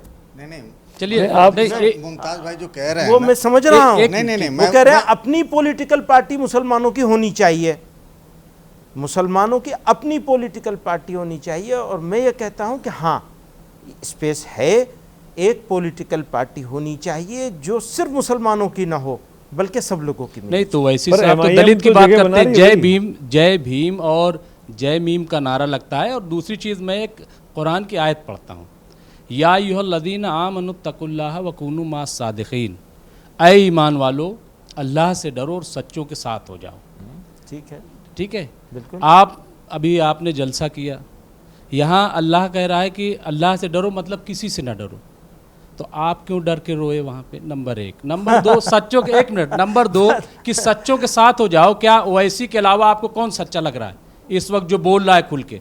क्या आपको अखिलेश लग रहे हैं, मायावती लग रही हैं, राहुल गांधी लग रहे, कौन लग रहा है जो सच बोल रहा है? ममता बनर्जी लग रही हैं। तो सच्चों के साथ, ये तो कुरान कह रहा है, हैं? ठीक है। जी, अब इसका क्या जवाब दूँ मैं? नहीं, ये तो कोई बात है। आप किस पार्टी के साथ हैं, या किस पार्टी को अपना ज़्यादा अच्छा रहनुमा मानते हैं? इत्तेफाक की बात यह है कि लोगों का, समझदार लोगों का सारी पार्टियों के साथ भरोसा उठ गया है। तो इसीलिए तो पॉलिटिकल ऐसी लीडर्स सरकार ने चाहिए। जो है, तो पॉलिटिकल लीडर्स ने जो है वो लोगों का बेवकूफ़ बनाया है बस, और कुछ नहीं किया है। तो क्या ओवैसी भी यही कर रहे हैं? वो भी पॉलिटिकल लीडर है, इसलिए पूछा मैंने आपको। एक बात यह है कि वो हो सकता है वो ये ना कर रहे हों, और हो सकता है कर भी रहे हों, लेकिन एक मुश्किल ये है कि वो जिस जिस जिस टोन में बात करते हैं, वो टोन मुनासिब नहीं मालूम होती है। मदनी साहब, मैं एक चीज़ पंकज पूछना है। चाह रहा था जी। कि आप अभी बात सियासी हो रही थी, आप आरएलडी से राज्यसभा के सांसद रहे। आज की तारीख में जब आपको लगता है कि मुसलमानों के साथ बहुत नाइंसाफ़ी हो रही है, तो क्या एक बार आप फिर से पॉलिटिक्स टेस्ट करना चाहेंगे, और करना चाहेंगे तो फिर किसके साथ? नहीं, अभी ऐसा कुछ नहीं। तंजीम के साथ काम करना चाहता हूँ, अपनी उसी पर मेहनत करना चाहता हूँ। आप महबूब साहब, आप आरएलडी के अलावा सपा में भी रह चुके हैं, शुरुआत वहीं से करी थी, कांग्रेस में भी कुछ वक्त तक साथ दिया कुछ आपने। रहे बिल्कुल। तो अब कौन सी बाकी रह गई है? वैसी साहब की पार्टी बाकी रह गई है। वो खुश मेरी हो गए। तश्कील कर रहे हैं कि मुमताज वहाँ साहब ले खुश लो हो मुझे। गए। इसी से जुड़ा हुआ सुमित जी, तो आप जाएंगे? सीट से लड़ा था। लीजिए आप माइक पे बोलिए, कोई आवाज आएगी नहीं। अच्छा, सवाल एक मैं पूछना चाहता हूँ। चलिए। यहीं पे उमा भारती जी बैठी थी, उन्होंने एक बात कही जो आमतौर पे भाजपा और संघ के लोग कहते नहीं है। उन्होंने कही कि उनके मन में ये बात है कि मुसलमान हमें वोट देंगे नहीं। उन्होंने कहा कि एक कॉन्फ्रेंस मैंने बुलाई और वहाँ पे मुसलमानों को बुलाया और मैंने कहा कि देखो, हमें तुम्हारे वोट की ज़रूरत नहीं है, इसके बावजूद हमने तुम्हें बुलाया है इसीलिए कि हम चाहते हैं कि एकता बनी रहे। तो ये जो मानसिकता है, आप इसका तोड़ क्या देखते हैं? अभी जैसा लगता है कि जिस तरह का समर्थन मिल रहा है भाजपा को, कि आने वाले समय में संभव है कि वो लंबे समय तक रहे, और अगर मुसलमानों का उस शासन में भागीदारी नहीं रहेगी तो इसका आप समाधान और रास्ता क्या देखते हैं? देखिए, मैं बहुत कई मरतबा इस बात को कह चुका हूँ इसी तरह के प्लेटफॉर्म्स पे अलग अलग मौक़ों पर, कि जैसे भारत है वैसे ही सब पार्टियाँ होनी चाहिए, और जैसे सब पार्टियों में सब लोग होते हैं ऐसी मुसलमान को भी सारी पार्टियों में होना चाहिए, जो अच्छा लगे। अगर मुसलमान ये फैसला करे कि फ़लाँ पार्टी को हर हाल में हराना है, हर हाल में जिताना है, ये तो ठीक है, आप अपने पार्टी को किसी पार्टी के साथ सहमत हों, किसी के साथ जुड़ जाएं और उसको जिताने की कोशिश करें, ये नेचुरल बात है। लेकिन ये अननेचुरल बात है कि आप किसी को हराने के लिए किसी के साथ भी इकट्ठे हो जाएं, ये ठीक नहीं है। ये इंडिया की पॉलिटिकल सेहत के लिए ठीक नहीं। तो आप ये बोल रहे हैं कि मुसलमानों को बीजेपी को भी वोट देना चाहिए? ये बात नहीं बोल रहा हूँ, ये बात बोल रहा हूँ कि किसी पार्टी को हराने के लिए किसी के साथ भी हम इकट्ठे हो जाएंगे, इस मानसिकता को चेंज करना चाहिए। यूपी में देखा अभी कि भाई किसी कीमत पे भाजपा को वोट नहीं देना है और सब पता इकट्ठे नहीं, हो गए। भाजपा तो ये कहती है कि औरतों ने इतने सारे वोट दिए, तो हम कैसे कि इसको डिनाई करेंगे? तो आप ये कह रहे हैं ना जमीयत उलेमा हिंद की तरफ नहीं, से मैं ये कि मुसलमानों को हर पार्टी को वोट देना चाहिए, हाँ, इंक्लूडिंग भाजपा? नहीं, हम ये कह रहे हैं कि किसी पार्टी को हराने के लिए किसी के साथ भी हम जमा हो जाएंगे, लेकिन एक को किसी को हराना है हमको, जब आप ये किसी के पॉलिसी साथ बोल रहे बदलना हैं, तो चाहिए। उनकी तरफ इशारा क्यों कर रहे हैं? नहीं, आपकी तरफ इशारा कर रहा हूँ। मदनी यूसुफ साहब अंसारी जी, दो छोटे छोटे से सवाल मेरे हैं। जी। पहला, आपने कहा कि साहब कॉमन सिविल कोड के बारे में कि ये समाज के सुधार का मामला है, तो मैं ये जानना चाहूँगा एक अपने नाकिस अक्ल के हिसाब से कि शाहबानो केस के वक्त all India Muslim personal law board, जिसमें आपकी पार्टी मतलब आपके जो संगठन है उसकी भी नुमाइंदगी है और तमाम संगठनों की नुमाइंदगी है, उसने ये वादा किया था सरकार से कि भाई आप इस पर कानून मत बनाइए, हम इंटरनल रिफॉर्म करेंगे। तो वो रिफॉर्म तो कुछ हुए नहीं, इसीलिए फिर शायरा बानो और बहुत सारी लेडीज़ को जाना पड़ा, शमीम आरा से लेकर, लंबा ऐतिहासिक है, 72 से चला आ रहा है, और फिर वो अल्टीमेटली कानून बना। तो वो रिफॉर्म की जो आप बात कर रहे हैं, और बहुत सारे मसले हैं। मसलन के दादा की विरासत में पोते को हक नहीं मिलता है। बहुत सारे बच्चे हैं, मेरी व्यक्तिगत रूप से मैं बहुत सारे लोगों को जानता हूं कि जिन्हें जायदाद से बेदखल कर दिया गया है और वो कानूनी रास्ता उन्हें मिलता नहीं है, क्योंकि शरीयत का जो कानून है जो लागू है अभी ना है, उसमें वो कहते हैं भाई बाप के मरने के बाद दादा की विरासत में बच्चे को हक नहीं मिलेगा। तो इन पर रिफॉर्म कब होंगे? और अगर कॉमन सिविल कोड में कोई बात ऐसी है, देश संविधान से चलता है, संविधान सर्वोपरि है, और किसी भी मज़हब का कोई परंपरा, कोई दूसरा कानून अगर संविधान में दिए गए मौलिक अधिकारों के साथ टकराता है तो प्रिवेल संविधान करेगा, ना कि आपके मजहब के कानून करेंगे। तो इस बात को आप लोग क्यों नहीं समझते हैं, और सुधारों का सिलसिला कब शुरू करेंगे? सुधारों का सिलसिला बहुत शुरू हो गया और बहुत सारे काम हो चुके हैं, वो नज़र में नहीं आते हैं। कुछ इंसिडेंट्स नज़र में आते हैं और कुछ को बढ़ा करके भी पेश किया जाता है, और कुछ इंसिडेंट्स हो भी रहे हैं। देखिए, मैं टोटल डिनायल में नहीं हूँ। आपका जो ये एक कंसर्न है कि इंसिडेंट्स हो रहे हैं, तो मैं उसको डिनाई नहीं करूँगा, और डिनाई करना मुनासिब नहीं होगा, नाजायज़ होगा। लेकिन ये बात भी मैं कहना चाहता हूँ कि इंसिडेंट जो सुधार होने के रास्ते में जो कोशिशें हो रही हैं वो नज़र में नहीं आती हैं। उसके ऊपर बहुत सारे काम हो चुके हैं, अभी तक एक दो काम नहीं हुए। सुधार तो कुछ अब आप एक उदाहरण देता हूँ, औरत तलाक दे सकती है, इसके लिए बाकायदा काबिलनामा तैयार है, मौजूद है, अवेलेबल है। मेरी बीवी, मैं यहाँ बैठा हूँ, मुझे अभी तलाक दे सकती है, तो वो तो 1939 काबिलनामा तैयार है, और हमने उनको अपनी बीवी को मैंने पावर दी हुई है वो जब चाहे मुझे तलाक दे सकती हैं। अब शादियां होती हैं, लोग नहीं करते, इसको काबिलनामे पे साइन नहीं कराते। ये पावर तो उसे इस्लाम ने दी है, वही मैं कह रहा हूँ, हमारे संविधान ने दिया। 1939 का ऑलरेडी मुस्लिम मैरिज डिसोल्यूशन एक्ट है। लेकिन वही एक सेकंड, आपने चूंकि बात छेड़ी तो एक छोटा सी बात नहीं, लेकिन आप मेरी बात नहीं, मुझे सबसे अच्छी बात इस प्लेटफॉर्म की सबसे अच्छी बात यह है कि यहाँ आपसे ज़्यादा मुझे बोलने का मौका मिलता है, लेकिन इत्तेफाक की बात यह कि आप मुझे बोलने नहीं दे रहे हैं यूसुफ साहब। लेकिन बोलिए, आप बोलिए, मैं सुनूंगा। इस देश में मुस्लिम मैरिज एक्ट नाम का कोई एक्ट नहीं है, लेकिन डिसोल्यूशन ऑफ मैरिज एक्ट है। ये कैसे पॉसिबल है? जब मैरिज एक्ट ही नहीं है तो डिसोल्व क्या कर रहे हैं आप? 1939 का एक्ट है। एक मामला होता है कि कोर्ट में जाए कोई लड़की और अपने मैरिज को डिसोल्व कराए, उसके लिए प्रोविज़न मौजूद है, और हमने एक प्रोविज़न ऐसा इख्तियार किया उसी सोशल रिफॉर्म के तहत कि उसको कोर्ट में जाने की ज़रूरत ही नहीं पड़े, वो जब चाहे अपने आप को इंडिपेंडेंट कर सकती है। हम उसकी बात कर रहे हैं ना, हम ये बात कर रहे हैं कानून की, मैं बात कर रहा हूँ सोशल रिफॉर्म की। तो सोशल रिफॉर्म तो यही हो गया कि कोर्ट के ऊपर अननेसेसरी बर्डन क्यों डलेगा? औरत नहीं रहना चाहती है मर्द के साथ, तो क्यों ज़बरदस्ती मर्द उसे रखेगा?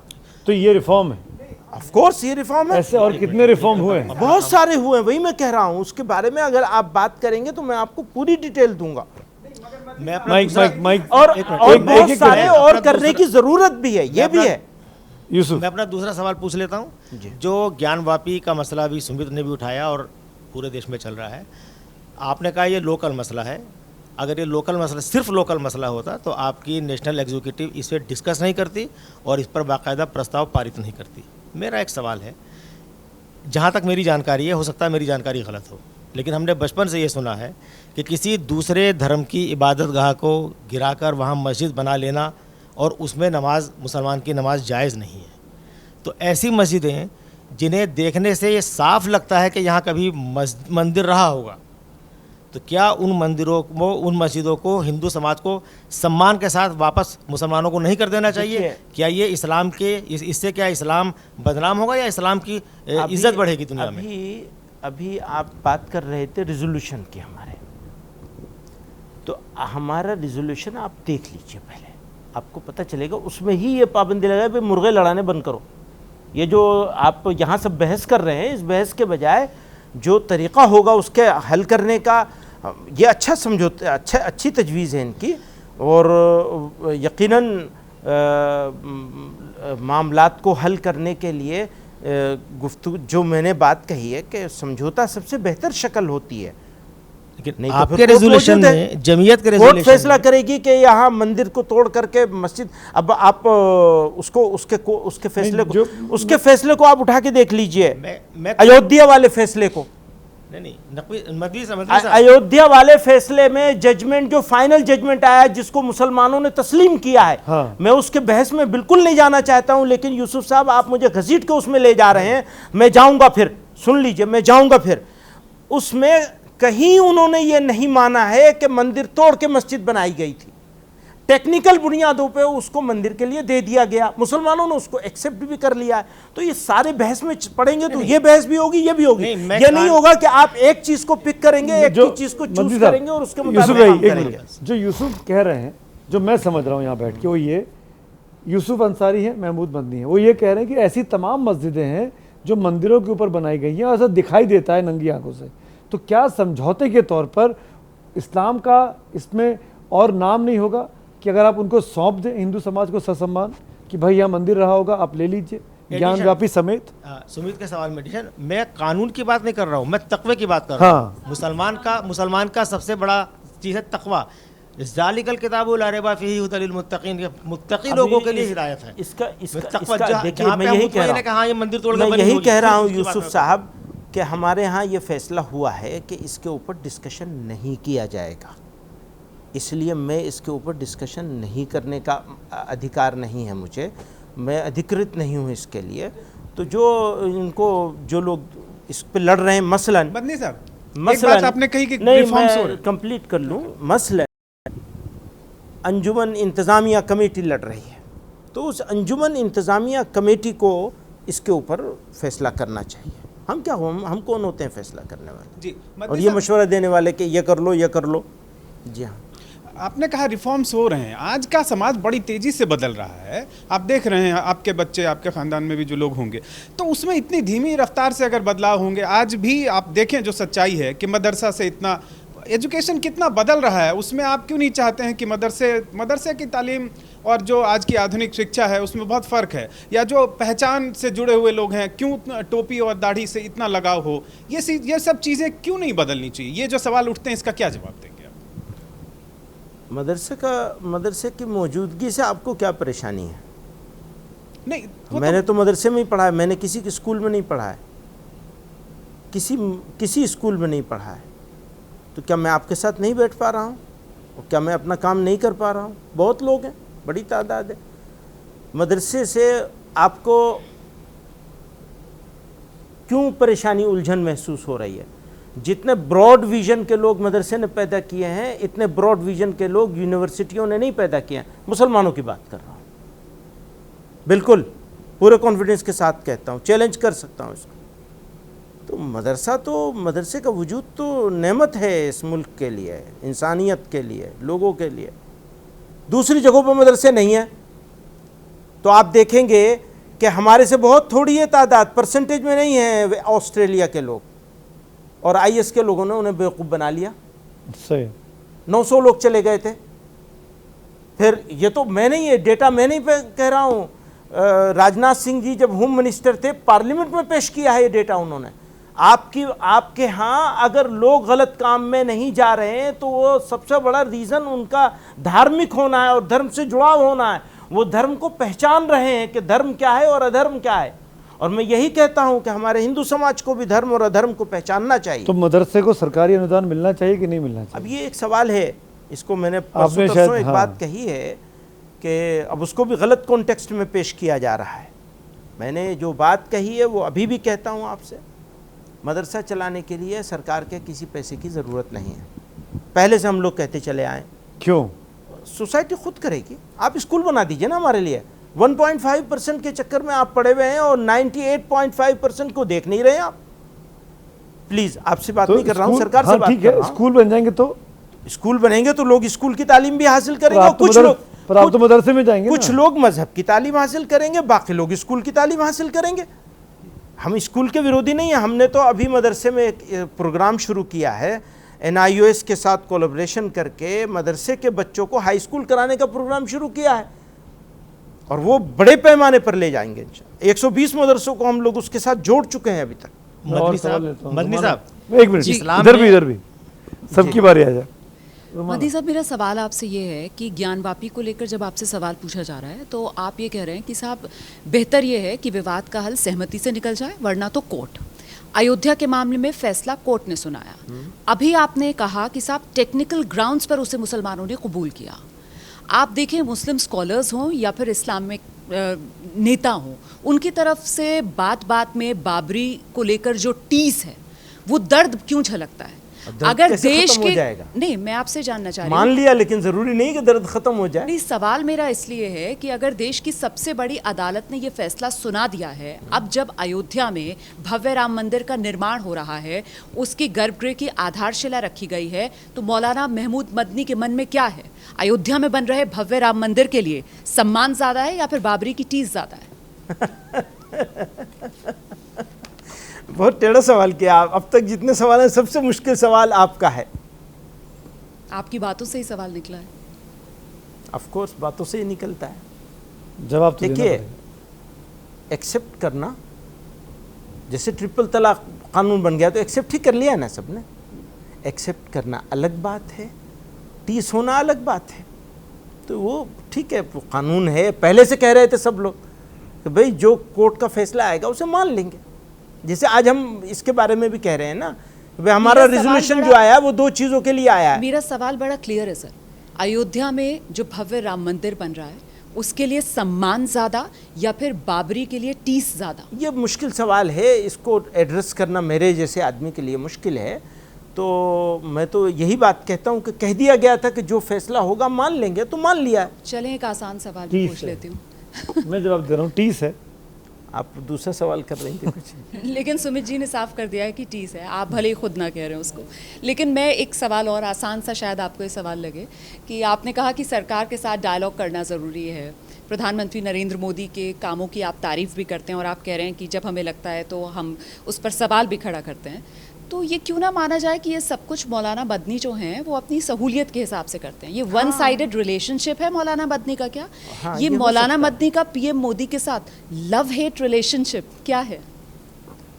देखिए, ये एक बड़ी मुश्किल ये है समाज में आमतौर पर कि लोग ब्लैक एंड वाइट में देखते हैं चीज़ों को, लेकिन हर चीज़ में, चाहे पर्सनल हो, चाहे ऑफिशियल हो, चाहे पब्लिक हो, जिस तरह का भी रिलेशनशिप है उसमें हमेशा एक ग्रे एरिया भी होता है। और अगर ग्रे एरिया को नज़रअंदाज कर दिया जाए तो आप इंसाफ नहीं कर सकते अपनी जगह से। प्राइम मिनिस्टर हैं हमारे वो, और वो ग्रे एरिया को नज़रअंदाज करते हैं, वो भी मतलब? ब्लैक एंड वाइट में रहते हैं, ग्रे मतलब एरिया को कोई नहीं देख पाते कोई हैं। उदाहरण दीजिए ना। उदाहरण यही है कि उनको जिस तरह से खड़े होना चाहिए इंसाफ के लिए वो नहीं खड़े हो पाते हैं, मजलूमों के साथ नहीं खड़े हो पाते हैं। हमारे प्राइम मिनिस्टर हैं, हमारे साथ नहीं खड़े हो पाते हैं। मुसलमानों के साथ आपको लगता है नहीं खड़े हो पा रहे हैं? मुसलमानों के साथ नहीं, मजलूमों के साथ नहीं खड़े हो। मुसलमान क्या है, पहले तो ये फैसला करिए कि मुसलमान है क्या। क्या वो बोझ है? क्या वो आपके लिए लायबिलिटी है? क्या वो आपके लिए, इस मुल्क के लिए मुसीबत है? क्या वो इस मुल्क के लिए नासूर है? क्या वो इस मुल्क के लिए कैंसर है? वो है क्या? अगर वो मुसलमान है तो वो मुसलमान है या भारतीय है? क्या है वो भारतीय है। मैं जवाब देता हूँ, वो भारतीय है जनाब। ऐसा कब कहा मोदी ने कि मुसलमानों को देश छोड़ के जाना चाहिए? ऐसे कब कहा प्राइम मिनिस्टर मोदी ने? सवाल के ऊपर कह नहीं रहा नहीं, मैं हूं। आपसे पूछ रहा हूँ, उनके सवाल के ऊपर मैं आपसे कह रहा पूछ रहा हूँ, आपने वो क्यों मुझे कहा कि मुसलमान सेकंड क्लास मुसलमान सिटीजन के है? साथ नहीं खड़ा होना चाहिए उन्हें, बिल्कुल नहीं खड़ा होना चाहिए उन्हें मुसलमान के नहीं, आप क्यों? उन्हें खड़ा होना चाहिए इंडियंस के साथ जो मजलूम हुए। अगर वो मजलूम है तो उनके साथ खड़ा होना चाहिए, या कहना चाहिए कि नहीं तुम मजलूम नहीं हो, मजलूमी का ढोंग कर रहे हो।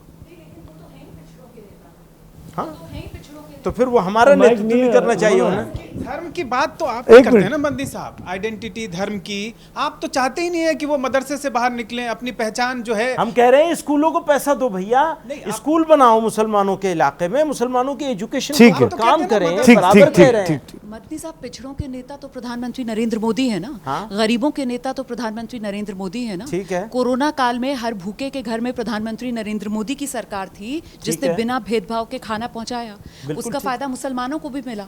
तो फिर क्यों बार बार, अगर बात मदरसे की होती है, अगर बात मंदिर मस्जिद की होती है, तो मौलाना मदनी की अगर तरफ से बात या हेट जमीयत की की होती तरफ है, से मोदी को कटघरे में खड़ा अगर किया बात जाता है। हेट की होती है और हेट क्राइम करने वाले लोगों के खिलाफ कार्रवाई नहीं होती है तो हम किसकी तरफ देखेंगे? उसी की तरफ तो देखेंगे जिसने इतनी सारी मदद करी है कमजोरों की, या और किसी के पास जाएंगे? अब हम जब तारीफ करेंगे तो आप कहेंगे आप सुविधा निसार काम कर रहे हो। मदनी साहब, हम तारीफ भी करेंगे, वो अच्छा काम करेंगे, हम तारीफ। अभी मुझसे पूछा आज के बताइए क्या है, मैंने कहा फॉरेन पॉलिसी ने हमारा सर ऊंचा कर दिया।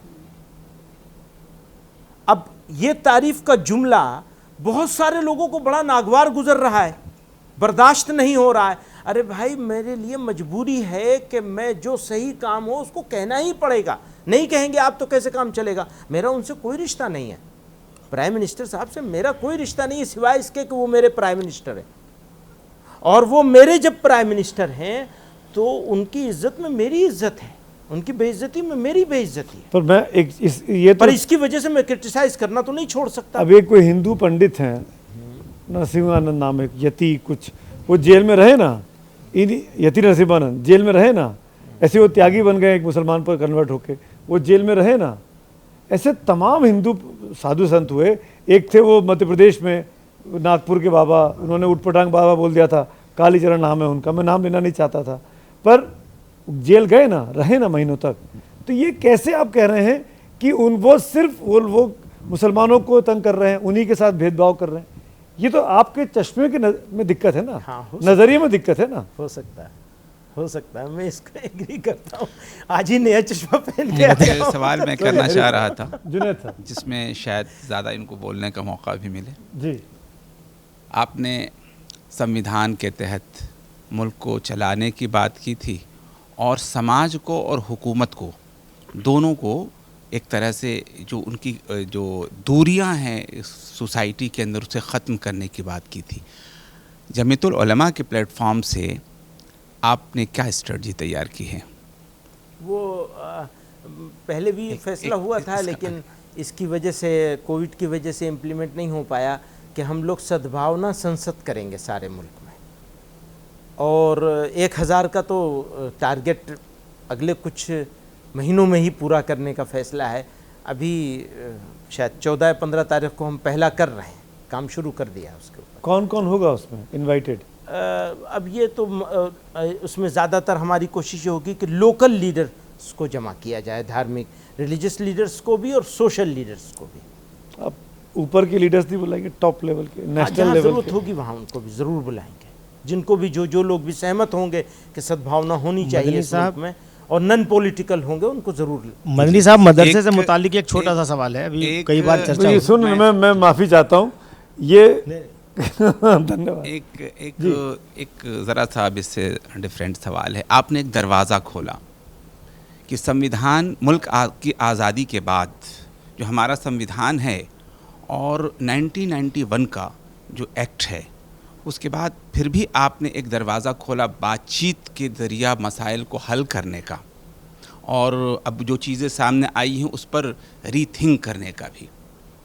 सवाल ये पैदा होता है, अगर यही बात बुद्धिस्ट कह रहे हैं मुख्तलिफ़ जगहों के मंदिरों के हवाले से या विहारों के हवाले से, आप उनके साथ खड़े नज़र आएंगे? देखिए, 1952 से जमीयत उलमा हिंद जितने भी डिस्प्यूटेड मैटर हैं मजहबी इबादत गाहों को लेकर एक फ़ैसला करती चली आई है। हमने उसको दोहराया है। वो दो बातें कही जाती रही हैं, या तो आपसी सहमति से, समझौते के तहत, या कोर्ट से। उसी बात को कहा गया है, नया कुछ लाया नहीं गया है। अब ये एक इशू है कि वो बुद्धिस्ट मंदिरों को तोड़कर मंदिर बनाए गए थे, उसका नया मसला खड़ा होगा, तो पता नहीं वो जो हो चुका है। लोग दावे कर रहे हैं 84,000 विहारों को तोड़ने की बात करें, भीमसेना ने अलग से कुछ मंदिरों की बाकायदा फहरिस्त तैयार करके दी है। तो वो मेरी नॉलेज में अभी नहीं है, और उसके ऊपर तो फैसला फिर वो क्या होगा वो डिस्कशन करके ही हो सकता है। हम अभी इस बारे में कुछ नहीं कह सकते। आप चूंकि मजहबी इंसान हैं, इसलिए शरीयत से सवाल कर लेता हूँ छोटा सा, फिर मैं आगे आ जाऊँगा आपके पास। हर्षवर्धन जी को मैं की बारी काफ़ी देर से इंतज़ार कर रहे हैं। मौलाना महमूद मदनी जी, बहुत आपको सुनते हुए बड़ा अच्छा लग रहा है। अच्छा क्यों लग रहा है कि सुमित जी के सवाल आ रहे हैं और आप इतने खूबसूरत तरीके से बात कर रहे हैं कि लग रहा है कि आपके मन में न तो कोई क्लेश है, न कुंठा है, न डर है, न तो आप किसी को डराना चाहते हैं। लेकिन जब हम आपकी वहाँ की तकरीर सुनते हैं तो समझ में आता है कि आपका असली चेहरा क्या है। मौलाना मदनी का चेहरा इतना अलग अलग क्यों है? आप यहाँ इस मंच पर बैठे हुए टीवी की प्रेस कॉन्फ्रेंस में कह रहे हैं कि हम चाहते हैं कि क्रिमिनल लॉ में शरीयत लागू कर दें। कितने खतरनाक मंसूबे हैं आपके। आप इसे अफगानिस्तान और पाकिस्तान बनाना चाहते हैं। ये अच्छा है क्या? हंसते हुए आप कह रहे हैं कि क्रिमिनल लॉ में हम शरीयत लागू कर दें। शरीयत हम पाकिस्तान, अफगानिस्तान में देख रहे हैं। कहाँ ले जाना चाहते हैं? आईएस की तरफ? इनका सवाल था, इनका सवाल था। उस सवाल के जवाब में मैंने कहा था, सवाल ये आता है बार बार कि आप अपनी सुविधा के मुताबिक काम करते हैं। आपको लगता है कि क्रिमिनल लॉ में तो चोरी करेंगे तो हाथ कटेगा, चोरी करेंगे तो हाथ कटेगा, तो इसलिए वहाँ तो आपने कह दिया हम यूनिफॉर्म हो जाए। और जब पर्सनल लॉ की बात आई तो वहाँ चूँकि औरतों के साथ, बच्चों के साथ ज़्यादती करनी है आपको, सिर्फ औरत के साथ नहीं होती, उसमें बच्चे के साथ भी हो जाती है, तो ज़्यादती करनी है आपको, तो आपने वहाँ कहा पर्सनल लॉ चलेगा। उस सवाल के जवाब में मैंने ये बात कही है। मेरी ये डिमांड नहीं कर रहा हूँ मैं कि जो वापस शरिया लाई जाए, इसलिए मैं आपको एक बात उन्होंने ये सवाल नहीं किया था, कही वो सवाल नहीं किया था उन्होंने, लेकिन चलिए मैं आपसे एक दूसरा सवाल नहीं किया था, लेकिन एक वो कायम किया था, एक बात कही थी, तो उस बात को आपके मन में आया होगा, क्योंकि उस बात को मुझे एड्रेस करना जरूरी था। एक दूसरा सवाल है, शायद आप इसको और अच्छे से जवाब दे सके। आप बार बार ये कह रहे हैं और ये सच है कि दुनिया भर में सबसे अच्छा मुसलमान कहीं है तो हिंदुस्तान में है, लेकिन यह भी सच है क्योंकि हिंदू यहाँ है इसलिए है। हाँ हाँ, ये बात भी है। और अगर ये बिल्कुल, आप कहते बिल्कुल हैं, मैं ये एग्री करता हूँ ये स्वीकार करते हैं, हाँ बिल्कुल तो एग्री इतना सा स्वीकार करने में क्या दिक्कत हाँ, है कि बिल्कुल एग्री राम करता कृष्ण की नगरी, शिव की नगरी में भी आपको विवाद खड़ा करना है? क्यों ऐसा? मैंने विवाद नहीं खड़ा किया है। मैं कौन होता हूँ विवाद खड़ा करने वाला? विवाद हो रहा है ज़रूर, और हम उसको हमेशा से कहते चले आए हैं कि विवादों का समाधान अगर बातचीत से हो, समझौते की शक्ल में, तो उससे अच्छी कोई बात नहीं होगी। पर कैसे हो भाई? राम की नगरी अयोध्या, कृष्ण की नगरी मथुरा, शिव की नगरी काशी, ये तो कहीं और हो नहीं सकती ना दुनिया भर में, ये तो यही होगी ना। सही बात। तो ये पहल क्यों नहीं करते हैं आप? ये होना चाहिए, ये देना चाहिए जी। लेने की बात करेंगे आप बस।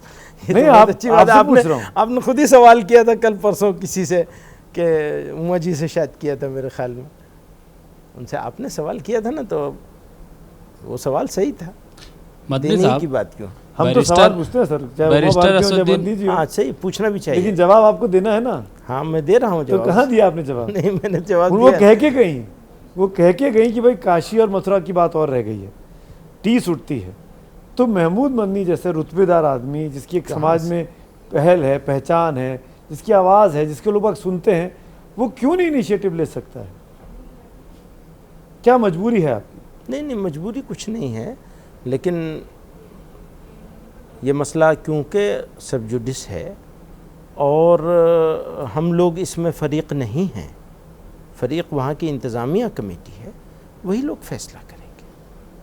हम कैसे फैसला करेंगे इसके? आप ऐसा क्यों लग रहा है मुझे कि आप डिप्लोमेट बहुत अच्छे हो सकते हैं? नहीं, मैं डिप्लोमेट आपको नहीं, कहीं किसी, आपने कभी नहीं देखा होगा, मैं डिप्लोमेसी नहीं करता हूँ। आपको बोलना चाहिए ना, मना कर दीजिए कि नहीं, नहीं, हमारे समाज में स्वीकार नहीं होगा, मैं मान लूंगा। मदनी साहब, मदनी साहब जी, आप एक देखिए दोनों मैं- तरफ से, एक मुमताज साहब और यूसुफ साहब बीच में आप क्रॉस फायर हो रहा अरे है। वो तो काफी पहले कर चुके पत्रकारों को हैं। मौका एक मिलना मिनट, चाहिए प्रेस कॉन्फ्रेंस में। आप एक मौलाना महमूद मदनी कहे जाते हैं, जमीयत उलमाए हिंद के आप सदर हैं। जमीयत उलमाए हिंद से वो तमाम लोग जुड़े हुए हैं जो देवबंद से या कहीं और से फारिग हैं, और मस्जिदों के इमाम हैं, मदरसों के मुदर्रिस हैं। आपकी मुस्लिम समाज से, आपकी से और आपके संगठन से जुड़े लोगों का सीधा नाता है, उसका असर लोगों पर पड़ता है। एक मुस्लिम उलेमा होने के नाते क्या ये आपकी जिम्मेदारी नहीं है कि मजहबी मामलों पर मुसलमानों की सही रहनुमाई की जाए? आप ये आएँ दाएँ बचकर नहीं कर सकते, मुनाफकत नहीं कर सकते। आप बताइए कौम को कि भाई मंदिर तोड़कर बनाई गई मस्जिदें गलत हैं। आप ताकत के बल पे लेना चाहते हैं? नहीं, ताकत के बल पे नहीं, बातचीत के रास्ते। तो बातचीत के अयोध्या का रास्ते जब मामला तरीका चल रहा क्या था, होता है? बातचीत के अयोध्या का रास्ते मामला, एक यही एक तरीका करके, है कि यहाँ मीडिया में बैठ के करेंगे। अयोध्या का मामला जब चल रहा था तब भी ये प्रस्ताव था कि 3 छोड़ दीजिए, बाकी हम 30,000 छोड़ देंगे। सब तो चीज मेरा कहना देखिए, ये है कि ना तो आपके प्रस्ताव में बातचीत यूसुफ है। साहब, हर काम काम के तरीके से होता है, काम के तरीके के खिलाफ नहीं होता है। जो भी होगा काम के तरीके से होगा। काम का तरीका यह है कि अंजुमन इंतज़ामिया कमेटी इसमें फ़रीक है, हम कहीं नहीं हैं फ़रीक। आप इसको नेशनल इशू बना रहे हैं और समझते भी हैं, और होगा भी, मैं भी मान लेता हूँ, लेकिन हम उसमें फ़रीक नहीं हैं। हम लोगों से ये अपील कर रहे हैं कि प्लीज़ आप फ़रीक मत बनिए, इसको सड़क पे मत लाइए, इसको गर्म मत करिए, इसको हिंदू मुसलमान मत बनाइए, इसको हिंदू मुसलमान मामला मत बनाइए। एक ये दावा लोकल किया मामला जाता है। है, एक आखिरी सवाल, छोटा सवाल है, एक यूसुफ दावा भाई, किया इसमें एक जाता है चीज़ मुस्लिम क्लियर उलमा कर की दूं, तरफ से, सिर्फ एक मैं एक चीज़ क्लियर कर दूं, ये मौका मेहमान के पास है कि वो क्या जवाब दे। वो मैं समझ रहा हूँ, आपके मैं मन का अपनी जवाब बात को निकलेगा, रोक नहीं रहा हूँ, नहीं, नहीं, ये ज़रूरी नहीं है। तो मैं इसमें सवालों मदनी से साहब जवाब- को इतना ग्रेस हमको देना चाहिए। देखिए, सवालों हम के- सब पत्रकार सवालों हैं, के ही जवाब निकलेंगे। हम केवल अपने मन की बात क्यों उनके मुझसे नहीं, हम बुलाना अपने मन चाहते की बात नहीं, मैं कुछ जानना चाह रहा हूँ जिससे हमारा देश और हमारे कम्युनिटी भी एनलाइटेड होगी। असदुद्दीन ओवैसी साहब कम से कम 10, 15, 20, 25 मरतबा कह चुके हैं कि एक बार जहाँ मस्जिद बन गई वहाँ पाताल से लेके और आकाश तक, क़यामत तक मस्जिद रहेगी। इस दावे का इस्लामिक कुरानिक या हदीस के हिसाब से क्या एतबार है? और क्या जब अरब मुल्कों में जब मस्जिदें हटाई जाती हैं डेवलपमेंट के काम के लिए, या वो तब भी क़यामत तक मस्जिदें रहती हैं? वो आप किसी मुफ्ती से पूछिएगा, मैं तो मुफ्ती नहीं हूँ। मुफ्ती बताएगा, मैं क्या बताऊँ, कोई मुफ्ती बताएगा। हाँ, मतलब ये इस बात का जवाब अगर आप दे देंगे तो बेहतर होगा, बाकी आपकी मर्जी है। ये फैक्ट है कि मस्जिदें शिफ्ट हुई हैं, ये फैक्ट है, अरब वर्ल्ड में पूरी की पूरी मस्जिदें शिफ्ट हुई हैं। ये आप भी जानते हैं, मैं भी जानता हूँ, ये किसी छुपा नहीं है। फिर जो बात ओवैसी साहब कह रहे, चलिए ओवैसी साहब को माइनस कर दीजिए। देखिए डिफरेंट इंटरप्रिटेशन, आपने सवाल नहीं, सवाल डिफरेंट इंटरप्रिटेशन सवाल किया गया है। देखिए सवाल सुमित जी सवाल किया गया है ओवैसी, मना कर रहा हूं, एक सेकंड। डिफरेंट इंटरप्रिटेशन है। अच्छा, 4 इमाम हैं, चारों इमामों की अलग अलग तरीक़ों से इंटरप्रिटेशन किए गए हैं, इसी वजह से 4 इमाम हुए हैं सुन्नियों में। अब अगर जो लोग वहाँ जिस इमाम के फॉलोअर हैं उनकी बात अलग है और हनफियों की बात अलग है। हनफियों के यहाँ डिफरेंट है मामले, इसलिए मैं कह रहा था इस मामले पर सही रोशनी कोई मुफ्ती डाल सकेगा। मैं मुफ्ती नहीं हूँ और ये जान बचाने के लिए नहीं कह रहा हूँ। अगर ज़रूरत, अगर उस सही मानों में ऐसा होगा कि शिफ्ट करने की इजाज़त होगी तो फिर तो बहुत आसान है, फिर तो कोई दिक्कत ही नहीं रहेगी। फिर तो 30,000 का भी किया जा सकता है। 30,000 की लिस्ट है ना, तो 30,000 की बात करिए ना। अगर मुसलमानों को अपना दिल बड़ा करना है तो 30,000 की बात करेंगे, 2 की बात कैसे करेंगे? 2 की बात नहीं होगी, फिर 30,000 की बात होगी। फिर पूरे की बात करें ना, फिर ताजमहल की बात भी होगी और शुरुआत ताजमहल से करेंगे ना, दूसरी जगह से क्यों करेंगे? ताजमहल से करेंगे शुरुआत। तो मैं यही कह रहा हूँ कि ये मामले पर हम लोगों को का ये फ़ैसला है कि इस मामले पर टीवी पर पब्लिक में, पब्लिक मीटिंग्स में डिबेट नहीं करी जाएगी। लेकिन बहरहाल हो गई। राकेश शुक्ला जी, आप विसंगत की भी बात करते हैं, बदलाव की भी बात करते हैं और कहते हैं कोई भी काम तरीके से होना चाहिए। काहे से होना चाहिए? कोई भी काम तरीके से होना चाहिए। तो मुझे ये जानना है, मुझे क्या बहुत सारे लोगों को जानना है कि पार्क और सड़क पे जो नमाज होती है वो पूजा है या प्रदर्शन? अब मैं एक बात बताऊं आपको, मैंने अपने बचपन से देखा है, ट्रेनों में सफ़र करते, नमाज का वक्त हो गया, हमने ट्रेन में नमाज पढ़नी चाहिए, तो ट्रेन में जो लोग बैठे हुए होते हैं वो मुसलमान नहीं होते, वो नन मुस्लिम से होते हैं, हिंदू होते हैं, और बड़े सम्मान के साथ जगह दे। आज भी ऐसा होता है। पर अभी कल का किस्सा है, वो बेचारा क्या प्रदर्शन करेगा? एक पेड़ के नीचे अकेला आदमी नमाज पढ़ रहा है, उसी कॉलेज का वो लेक्चरर है, प्रोफेसर है, उसको 1 महीने की छुट्टी पे भेज दिया गया। ये कहाँ से प्रदर्शन हो गया? मैं एयरपोर्ट पे जा रहा हूँ, पिछले कुछ 4-6 महीने पुरानी बात थी, अर्ली मॉर्निंग की फ़्लाइट थी, नमाज का वक्त स्टार्ट नहीं हुआ है। स्टार्ट हो जाता पहले से नमाज का वक्त तो मैं जा कर के प्रेयर रूम में नमाज पढ़ लेता, प्रेयर रूम मौजूद है, कोई दिक्कत नहीं। अब इत्तेफाक ऐसा हुआ कि अगर प्रेयर रूम में मैं बैठ के इंतज़ार करता हूँ कि नमाज का वक्त स्टार्ट होगा और नमाज पढ़ के फिर जाऊँगा गेट पर, तो क्लोज़ हो चुका होगा गेट। मैं गेट पर आया, जिस वक्त गेट क्लोज़ हो रहा है उसी वक्त नमाज का वक्त स्टार्ट हो रहा है, और जब मैं लैंड करूँगा कलकत्ता में तो नमाज का वक्त ख़त्म हो चुका होगा। तो मैंने एक कोने में गया, वहाँ एक कुर्सी थी और कुछ लोग बैठे हुए थे। मेरा तरीक़ा जी चाहता तो मैं जाके कपड़ा बिछाता, नमाज शुरू कर देता। मैंने उनके पास गया, वो जो 4 आदमी वहाँ बैठे थे उसमें एक खातून थी, बहन, और 3 आदमी होते, एक ही फैमिली लग रही थी। मैंने उनसे रिक्वेस्ट की कि मेरी नमाज का वक्त अभी अभी स्टार्ट हुआ है और मुझे कलकत्ते जाना है, ये सामने गेट है, आप लोग इजाज़त दे तो मैं नमाज़ पढ़ लूँ। आप यकीन नहीं करेंगे, अगर मैं उनको उस वक्त मिठाई खिलाता कॉफ़ी के साथ या चाय के साथ, तो वो इतना खुश नहीं होते जितना परमिशन मांगने से खुश हो गए। आराम से, अरे अरे क्या बात कर रहे हैं आप? मदनी साहब, मेरा प्रश्न ये है कि अलग अलग मोहल्ला के लोग जिनके यहाँ मस्जिद भी है वो सड़कों पे जमा हो रहे हैं, चाहे वो आपका पश्चिम बंगाल हो, यहाँ तक कि गुड़गांव के पार्क में भी इसको लेके बड़ा विवाद हुआ। आप जो बात कह रहे हैं वो सिंगल पर्सन की बात कर रहे हैं, हाँ। हम बात कर रहे हैं भीड़ की कि सिर्फ भीड़ इकट्ठा इसलिए होती है कि हम यहाँ पे नमाज पढ़ेंगे। तो क्या वो प्रदर्शन है या पूजा है? मेरा प्रश्न ये है। हाँ, ये अच्छा प्रश्न है, इसको मैं छेड़ना चाहता था, पहले भी मैं कहना चाहता था इस बात को। बहुत सालों से ये मज़दूर लोग हैं, गुड़गांव की बात अगर आप करेंगे, ये मज़दूर लोग हैं, इनको 5 वक्त की नमाज़ पढ़नी ज़रूरी है, ये नहीं पढ़ते। कोई उनमें से ऐसा होगा जो किसी वक्त पढ़ लेता होगा, अक्सर ऐसे हैं जो पढ़ते ही नहीं हैं, लेकिन जुमा एक दिन उनके लिए आता है तो उन्हें नमाज पढ़नी है किसी एक जगह इकट्ठे होकर के। मस्जिदें वहाँ सिर्फ एक है, मस्जिदें हैं नहीं।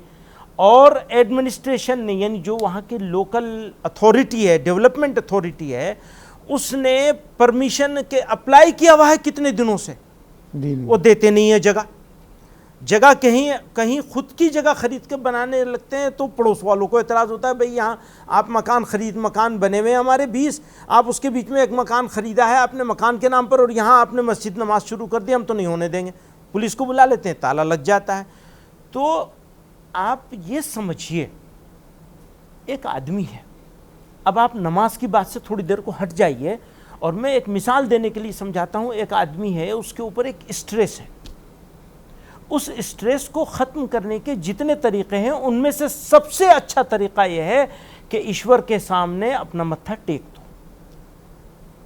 आपने उसको रोक दिया, समाज के लिए अच्छा किया है या बुरा किया है? होना क्या चाहिए था कि समाज के बुद्धिजीवी लोग, समझदार लोग, अलग अलग धर्मों के लोग इकट्ठे होते और ये कहते तुम्हारी इस प्रॉब्लम को हम हल कराएंगे, ये इंतज़ाम करेंगे। इसके बजाय इसका उल्टा हो गया। पहले से बहस हो करके एडमिनिस्ट्रेशन ने बहुत सारी जगहें आइडेंटिफाई कर दी थी, फिर बाकायदा प्लानिंग करके वो प्रदर्शन था ताकत का। हम तुम्हें नमाज, जो तुम 7 मिनट के लिए या 11 मिनट के लिए यहाँ इकट्ठे होते हो, हम तुम्हें यह भी नहीं करने देंगे, ऐसी तैसी तुम्हें देख लेंगे। और वो उसमें कामयाब हो गए।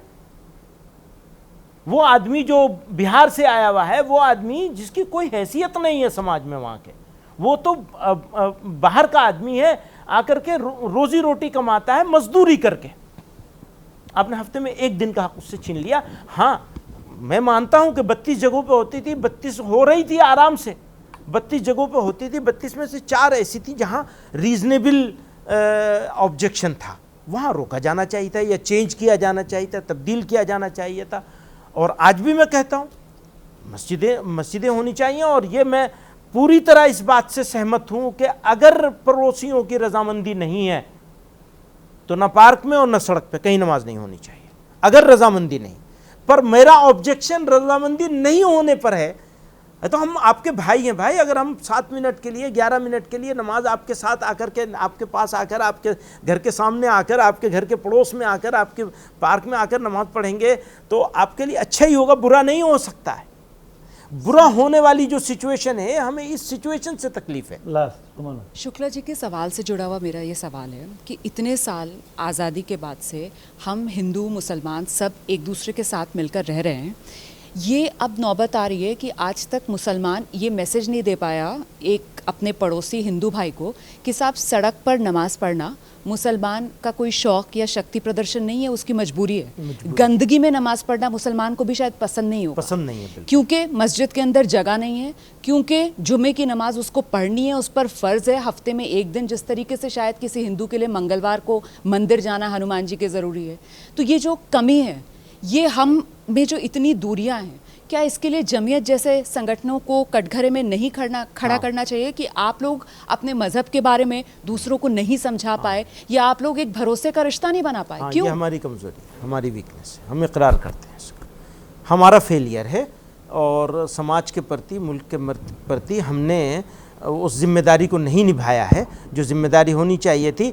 उनके दिल में ये ख्याल, इनकी लड़ाई बन जाती वो कि भाई तुम क्यों रोक रहे हो यहाँ नमाज पढ़ने से। तो ये हमारी कमज़ोरी है, हम मानते हैं, और इसे दूर भी करने की कोशिश करेंगे। हाँ, बिल्कुल करनी होगी, ज़रूर करनी होगी। आपकी साफगोई के लिए आपने जो दिल से बात कही रुमाना के सवाल के जवाब में, वही बात इशारा यूसुफ भी कर रहे थे कि रिफॉर्म्स की ज़रूरत है और इनिशिएटिव आप जैसे लोगों को, आप जैसी तंजीमों को लेना पड़ेगा अगर आपको लगता है कि है। तो इस साफगोई के लिए बहुत बहुत शुक्रिया अदा करना चाहूँगा।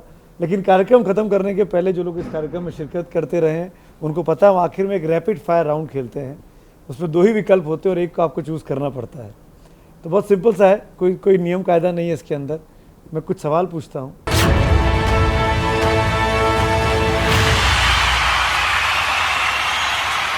पहला सवाल मेरा इस रैपिड फायर राउंड में आपके लिए है। आपके हिसाब से जो 3-4 पार्टियों का स्वाद चख चुका है, मुसलमानों के लिए सबसे बेहतर पार्टी कौन सी है? कांग्रेस या अब भाजपा? कोई नहीं, वो ऑप्शन नहीं है आपके पास। आप तो मरवा देंगे। क्या किसको चूज करेंगे आप बताइए। नोटा नहीं है इसमें। वो डालनी है, बूथ में गए आप। नहीं कहा जा सकता। ठीक है, इसका सम्मान करता हूं। आप जवाब नहीं देना, विकल्प है आपके पास। जी। दूसरा सवाल, काशी और मथुरा के जैसे बहुत संवेदनशील मामले महमूद मदनी साहब की नज़र में कैसे हल होने चाहिए, बातचीत या कोर्ट? पहला हल तो बातचीत ही है, बेहतर हल तो बातचीत ही है। अगला मजबूरी में कोर्ट है। मदनी साहब नेता ज़्यादा हैं या धर्म की तकरीर करने वाली शख्सियत? आप अपने बारे में क्या कहेंगे? आप पॉलिटिशियन हैं या स्पिरिचुअल लीडर हैं? वर्कर हूँ। फिर आपने एक तीसरा ऑप्शन ले लिया। नहीं, वो स्पिरिचुअल वर्कर हूँ मैं, ये कह सकते हैं। आप मानते हैं कि आप एज अ पॉलिटिशियन फेल हो गए? हाँ बिल्कुल, मैं पॉलिटिशियन हो नहीं सकता, बहुत मुश्किल काम है। तो हालांकि आपने मुझे डिप्लोमेसी का अवार्ड दिया है कि बहुत बड़े डिप्लोमेट हो, लेकिन मैं फेल हूँ, बिल्कुल फेल हूँ। 6 साल गवा दिए जब आप राज्यसभा में थे। हाँ, वो दूसरे काम में ही लगे, वो काम नहीं कर पाए जिस काम के लिए बिठाया गया था वहाँ। एक सवाल ऐसा है जिस पर हमने पूरे घंटे तक चर्चा की। आपके हिसाब से इस वक्त, मतलब प्रधानमंत्री मोदी के शासनकाल में, उनके वक्त में, उनके राज में, मुसलमान पहले से खुश है या नाखुश है? नाखुश। इसका जिम्मेदार आप उन्हीं को मानते हैं? Of course. लाउड स्पीकर के बारे में आपके पास क्या सलाह है? मस्जिद के अंदर ही आवाज़ आनी चाहिए या मोहल्ले भर में आवाज़ जानी चाहिए? लोगों की चॉइस पर है, लेकिन अगर पड़ोसियों को एतराज़ है तो फिर अंदर ही रहनी चाहिए, या ऐसी उस हद तक रहनी चाहिए जिस हद तक एतराज़ ना हो। कभी कोई ऐसे पड़ोसी भी होते हैं जो सुनना चाहते हैं, उनको सुनना चाहिए। कोई पड़ोसी ऐसे भी होते हैं जो नहीं सुनना चाहते हैं। जो नहीं सुनना चाहते हैं उनका सम्मान करना चाहिए, और इसको मज़हब को तकलीफ़ पहुंचाने के लिए नहीं इस्तेमाल किया जा सकता। कोई भी मजहबी काम हो ही नहीं सकता जिसमें तकलीफ़ हो किसी। तो देश कैसे चले, संविधान से या शरीयत से? देश तो संविधान से चलेगा, मैं शरीयत से चलूँगा। तो आप तो इसी देश का हिस्सा हैं। हाँ बिल्कुल हिस्सा है। तो आप शरीयत मानेंगे? संविधान कोई कंट्राडिक्शन नहीं है। मेरी शरीयत ने मुझे संविधान को मानने के लिए मजबूर किया है, मेरी शरीयत ने, किसी के डंडे ने नहीं। तो मैं उसको मानूंगा इस वजह से कि मैं शरीयत को मानता हूँ। अगर मैं शरीयत को नहीं मानता होता तो मैं इस संविधान को भी नहीं मानता, तो क्या बागी हो जाता। तो क्या महमूद मदनी कट्टर है, लिबरल नहीं है? अगर इस वजह से मुझे आप कट्टर मानेंगे तो मेरा सौभाग्य होगा। मैं आपसे पूछता हूँ, आप अपने आप को किस तरफ तो रखते हैं? आप लिबरल हैं? असल में हर आदमी तो अपने आप को अच्छा ही समझता है ना, तो मैं भी अपने आप को अच्छा समझूंगा। आखिरी सवाल, असदुद्दीन ओवैसी साहब मुसलमानों के हितैषी हैं या दुश्मन हैं? मैं तो हितैषी ही समझूंगा, दुश्मन कैसे समझूंगा? ये तो नहीं हो सकता। डिफरेंसेस हैं। जैसे आप मुझसे ये सवाल करें, नरेंद्र मोदी साहब मुसलमानों के हितैषी हैं या दुश्मन हैं, मैं उनको दुश्मन नहीं मानूंगा, कभी नहीं मानूंगा, बिल्कुल नहीं मानूंगा। ऐसे ही है। तो बस आखिरी में, असदुद्दीन ओवैसी साहब सामने पड़ जाएं तो गले मिलेंगे कि नहीं? बिल्कुल मिलेंगे। बिल्कुल मिलेंगे। बिल्कुल मिलेंगे। बिल्कुल मिलेंगे। मुमताज साहब, इनसे भी मिलेंगे। बहुत बहुत शुक्रिया, थैंक यू सो मच। अच्छा लगा आपने साहबगोई से बात की, थैंक यू सो मच। कैसे वक्त गुजर गया पता ही नहीं चला। हमारी शुभकामनाएं आपके साथ हैं। मैं ये उम्मीद करता हूं कि इस कार्यक्रम के बाद बहुत से लोगों ने जब इसको देखा होगा तो ये ज़रूर सोचेंगे कि एक बहुत बड़ा तबका इस देश के अंदर ऐसा है जिसको आज हम सब के भरोसे की ज़रूरत है। बहुत बहुत धन्यवाद। प्रेस कॉन्फ्रेंस को देखने के लिए अगले हफ्ते फिर मुलाकात होगी किसी नई शख्सियत के साथ। Thank you, thanks for watching ABP news.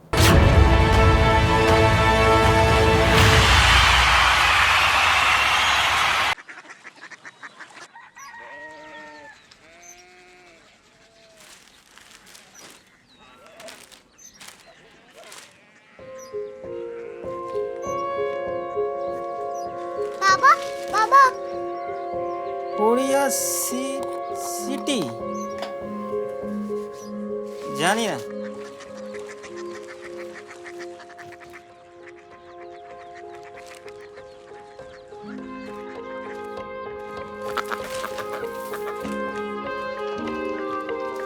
Korea city?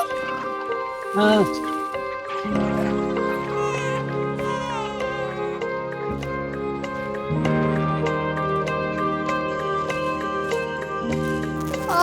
Korea city कहाँ पे है? शहर अंग्रेजी लगे हैं।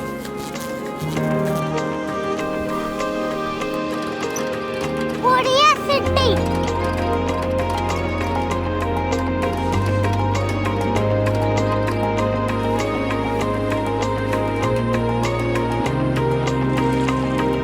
वो बहुत दूर है।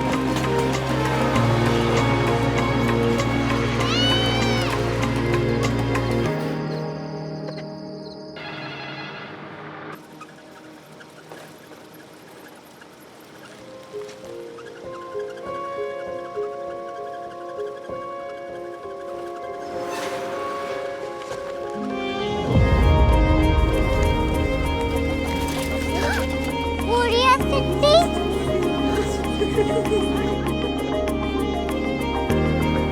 दुनिया को कुछ लोग बड़े होते हैं। कोरिया सिटी कहाँ है? प्रोफेसर साहब को पता होगा। हो, ये छोटा वाला ग्लोब लगता है और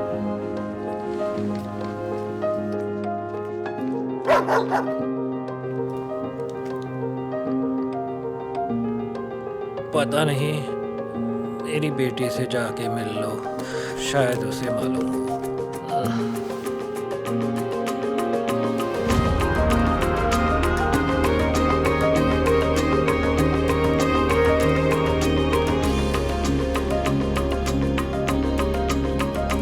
हाय,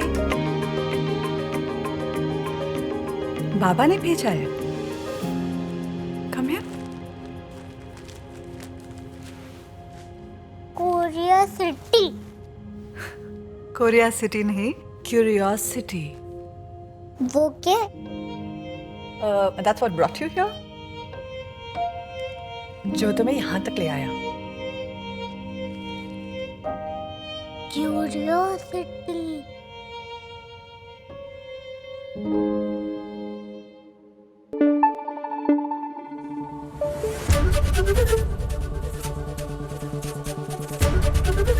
ABP न्यूज़ आपको रखे आगे।